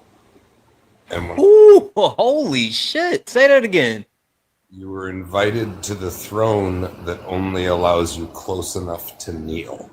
Holy smokes. I like that quote. Yeah, so he's an incredible writer. But I think of that sort of like kind of mixed with what everybody's saying, that people think that if they pull at the people around them, it brings their head off the tiles. But it doesn't. I mean, the whole thing's already rigged, you know, from the start for generations. So, like, you can't. I think, like, again, I think of Fred Hampton. Like, you can't beat fire with fire. You beat fire by becoming water, by unifying with all of the people who struggle with the things that you struggle with, who have the enemies that you have, and you know. That's where I think of kind of that conversation going. Okay. Thank you, Delivery. And last but not least, we're a Keko guy. Why is it that if you're a part of a marginalized community, why would you look to punch down and marginalize someone else? I mean, so obviously, I don't really exist in marginalized spaces other than as a tourist. But something that I know you've heard me say this, but I don't think I've been on the panel with anyone else when I've said this. There are no poor, racist, conservative people. All of them are temporarily disenfranchised millionaires. Oh yeah, because the lie that the lie that has been sold to them is you are poor, but at least you're not black or gay or Asian or whatever. And if you work hard, you can get out of this because you have these other, like your whiteness, your proximity to the greatness of whiteness will get you out of this situation. You know, and I think when someone is like, because being poor enough, like, I don't know if I want to call middle class marginalized, but being poor is definitely like, it's a marginalized group because you suffer under that existence, you know, and you never get out of it, most likely. Being able to feel like you have a chance to come up if you reject this other group. And if I, you know, like if I push away black people and gay people and whatever to facilitate my proximity to the portion of me that might get me out of this situation, it gives people a sense of hope that they never are going to get if they like pay attention to reality, you know? Like if they look at their situation for what it is, they'll have to accept they can never get out of it. Listen. I literally was debating a guy a couple of days ago, and he was talking about, well, you know, billionaires, they pay too much and da da da da da da da da da. And I was like, do you think that you're gonna be a billionaire? And he was like, well, maybe. I was like, what? Are you what? So no, I completely agree. I think it's that separation and holding out certain ideas and thoughts and principles. Yeah, absolutely. Okay. Swan, you have a hot take. I want to hear it. Okay. This might be something personal. It might be something that I have to work through, but I'm sorry. Can you just say the question one more time? You have a hot take. I want to hear it. Yes. Wait, the original question that you had asked. Oh, punching down Oh, other. yeah. Why is it that people of marginalized groups look to marginalize others even more? I think it's because of the way that we've been socialized, right? So, like, we kind of see this playing out in Europe with like Eastern European people who have been marginalized. Example would be Ireland. Last year in Ireland, they had the highest amount of race-based hate crimes that they've had in a very, very long time. In Ireland? And yes, in Ireland. Yep, yeah. And but I think like what it is you get a person who belongs to a marginalized community and they're dealing with the impact of that and they don't know where to place it. And what do? They end up punching down on somebody else. And I don't even think that people think they don't put a second thought to that sometimes. It's just like this immediate, like, but you see that power dynamic play out in so many different areas of life, right? Where you have a boss and you're a worker, or a parent and their child, you know? I think that it's because of, it's going to sound weird, but it's literally because of racism, white supremacy, capitalism, imperialism, all of those things have socialized all of us to feel better about ourselves when someone else is beneath us. Yeah. I'm sorry, 1 second. Poppy, hey, thank you so much for the shares, but you don't want to spam share. That'll hurt the live. We're good. Thank you so much for the shares though. I really appreciate you. I'm sorry, go ahead, Swan. My hot take is gonna be okay, y'all don't cancel for whatever. If I get canceled, I get canceled. I think that when we talk about women, right? And femme presenting people, and the vast difference between where we see YT women and femme presenting people at in comparison to women and femme presenting people that are not YT. When we see the ways in which, obviously, women are marginalized as a whole, right? But I don't think that they realize the ways in which they weaponize their position to remain at the top of the hierarchy, and how harmful it is for everybody else. And I have a, for me personally, this is my personal thing, right? Because of dealing with that, sometimes I think like, is it possible for, like, I don't even think that, I don't know if it's possible for all women to necessarily come together. And that also stems from a lot of the trauma that the Black community has had with Wait, white Swan, men. did you just say white women they're always going to choose their whiteness over being a woman? Yes, I did. Yes, I did. Where's the hot take? I like literally. I thought you were gonna give me something. Yeah, like what are we talking about? That was so mild. I would say that sometimes I don't Exactly. even Look what that, Andrea said. That's exactly what I was thinking. Look how white yes. women voted. Like literally, that's what I was thinking.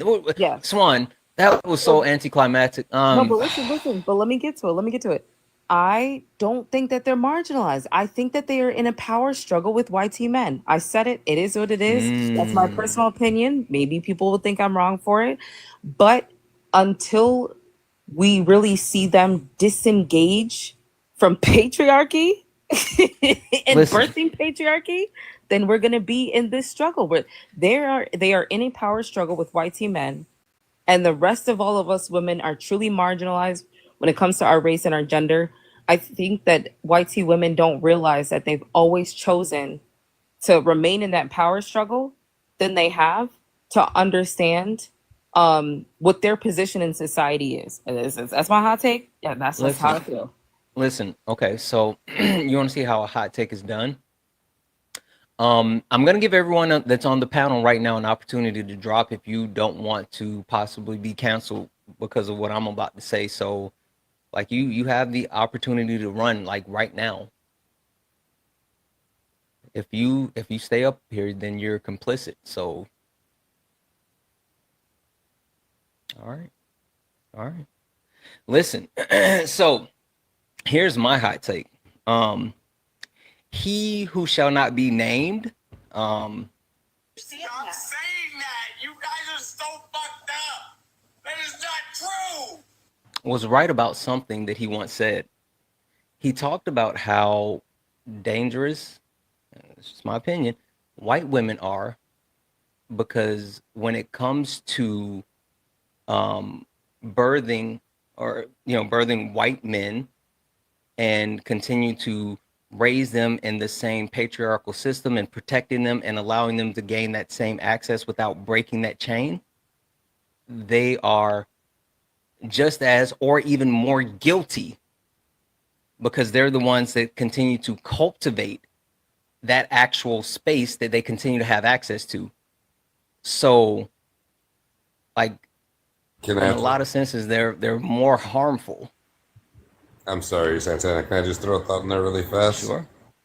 Think about that thought of like the throne that invites you only close enough to me. Right. Exactly. Only exists because of the group that's closest already choosing to bow. So, guys, just FYI, though, if I get canceled for saying that he's right, then everybody on the panel is canceled for saying that he was right about something, too. So, there's that. All right. It's all right. Yeah. All right, it's t-shirt time. I like legitimately hey panel.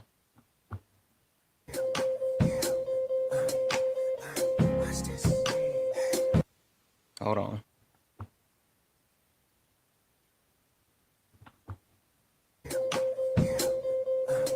Oh, I can do it this way. I didn't even realize that. There we go. Everybody can get it. Everybody can do it. I can drop the whole panel? Wait, you can drop the whole panel at one time? Everybody request up real quick. I'm sorry. Everybody request up. Everybody. I need everybody to request up. Everybody get in the box. Hurry up. Everybody get in the box. Hurry up. Everybody get up here.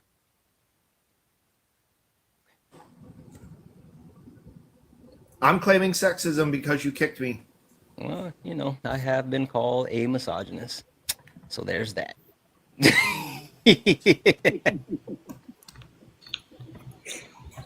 That was amazing. I was gonna say you could have just nuked us all. I didn't know that was a thing, but like now I have to do it.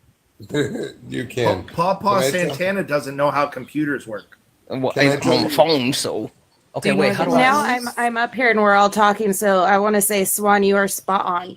I'm a white woman, and you are 100% correct. I've said so many times, I am so glad I didn't have a boy, because that would be a lot more work to raise a boy, a white boy, to not be the asshole. Oh, hey, Jillian. Your mom was watching, I know.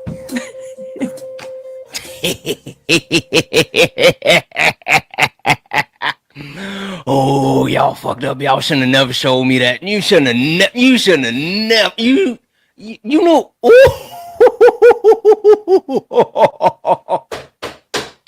Do you guys know what you actually just did? Oh my God. Oh, this is gonna be so good. Oh, this is gonna be so good. Oh, you guys are in so much trouble. Oh my God. I'm never not gonna do that. Like, never not. No one, exactly, Dwayne. No one man should have all this power. It's too late. All right, guys, we got to get out of here. It's past t-shirt time, but no, seriously. On a serious note, legitimately, thank you to everyone who joined the conversation tonight. It was a really, really good conversation. I appreciate you more, guys. We got so much to get into this week. Like, I am excited about these topics on the background. I really, really, really like tomorrow. I really want to talk more about speaking up versus speaking over. WSU Trinity, guys. Trinity hung out the entire live, and I saw Trinity tapping the live all night. W's in the chat for Trinity. You're freaking awesome.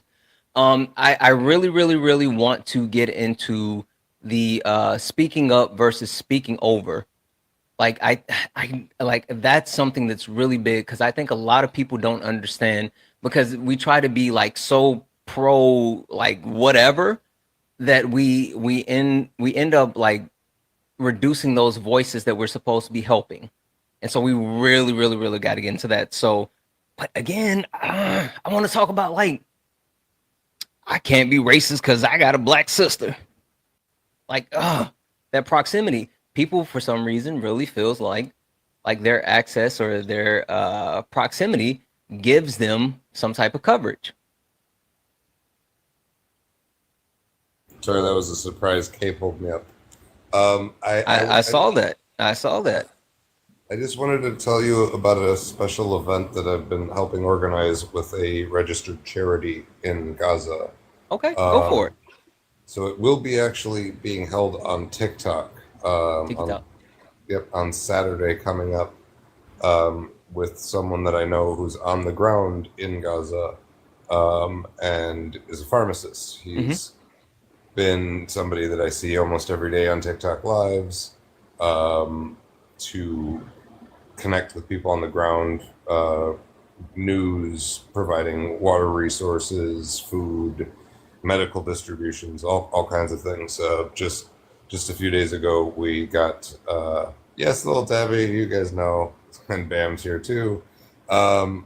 We got infant formula to premature babies who... Is this what Swan was talking about? Is Swan doing this as well? I'm not sure. There are quite a lot of events. But I heard Swan talking about something that she was doing, and she was saying like some similar things. I'm sorry. Go ahead. I apologize. No, you're fine. This is tied in with not only a 501c3 charity, but also with the Gaza Ministry of Health itself. So the aid will be delivered through the medical system, or what's left of it, at least. And so I wanted to kind of put you on that this event will be this coming Saturday at 1 p.m. Eastern. There's probably going to be a lot of people there, but it is being organized by my brother in Gaza, Mohammed Surdah, who also, shameless plug, just recently self-published a book of his memoirs for the last 2 years, which you can get online, links in my bio and stuff. But anybody who can be there, I think, would be massively appreciated. Yeah. Hey, do me a favor. So I'm sure that you and Kane, I said Kane, you and Kay are already connected, right? We've spoken before. Okay, cool. Let's get you back at some point when I'm doing like sparring and there's more like eyes and ears and everything. And let's drum up more attention and like focus on this. So let's get you back up here to talk about this a couple of times when, you know, we maybe got like some thousands of people that can hear this. I would love that. That would be very appreciated. Thank you. And Yeah. please, like we are open at like lunchtime every day in American time zones. Please feel free to stop by. I'll introduce you. And hopefully he'll be available. We can introduce you and say hi and all that. Yeah, absolutely. Like we can do this, and also, so Swan does hers for the Congo. Swan, I want to do the same thing with you as well. Like I was listening to you talk. I don't know. Again, my days like freaking run together. I don't know if this was today or yesterday or 2 days ago when I heard you talking about it, but I was like, yeah. So I want to get you in as well, and I would like for us to have that same type of. I want to draw more attention to both of them. So let's do that. Hey, delivery. One question for you before you go. Please. You want to see a magic trick? Absolutely.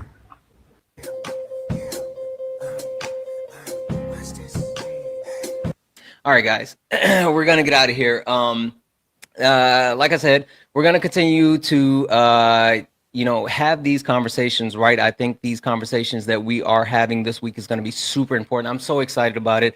I think a lot of people don't understand the different nuances, and I know, like, even for myself, I still lack a lot of nuances as far as fully understanding. But like, we're gonna get through it together. Like, we're gonna do it together, and I'm so excited about it. So come back and make sure we're gonna again talk about the proximity to blank blank blank. We're gonna talk about closeted survival, because that's super important. We're going to talk about the race and queerness, because again, intersectionality. And last but not least, we're going to talk about speaking up versus speaking over. Shout out to Dance. Anyway, guys, we're going to go ahead and get out of here. Listen, guys, thank you for all the likes, the taps, the shares, the give. Thank you all for being amazing. Thank you for hanging out here with me tonight. I love you all. And as always,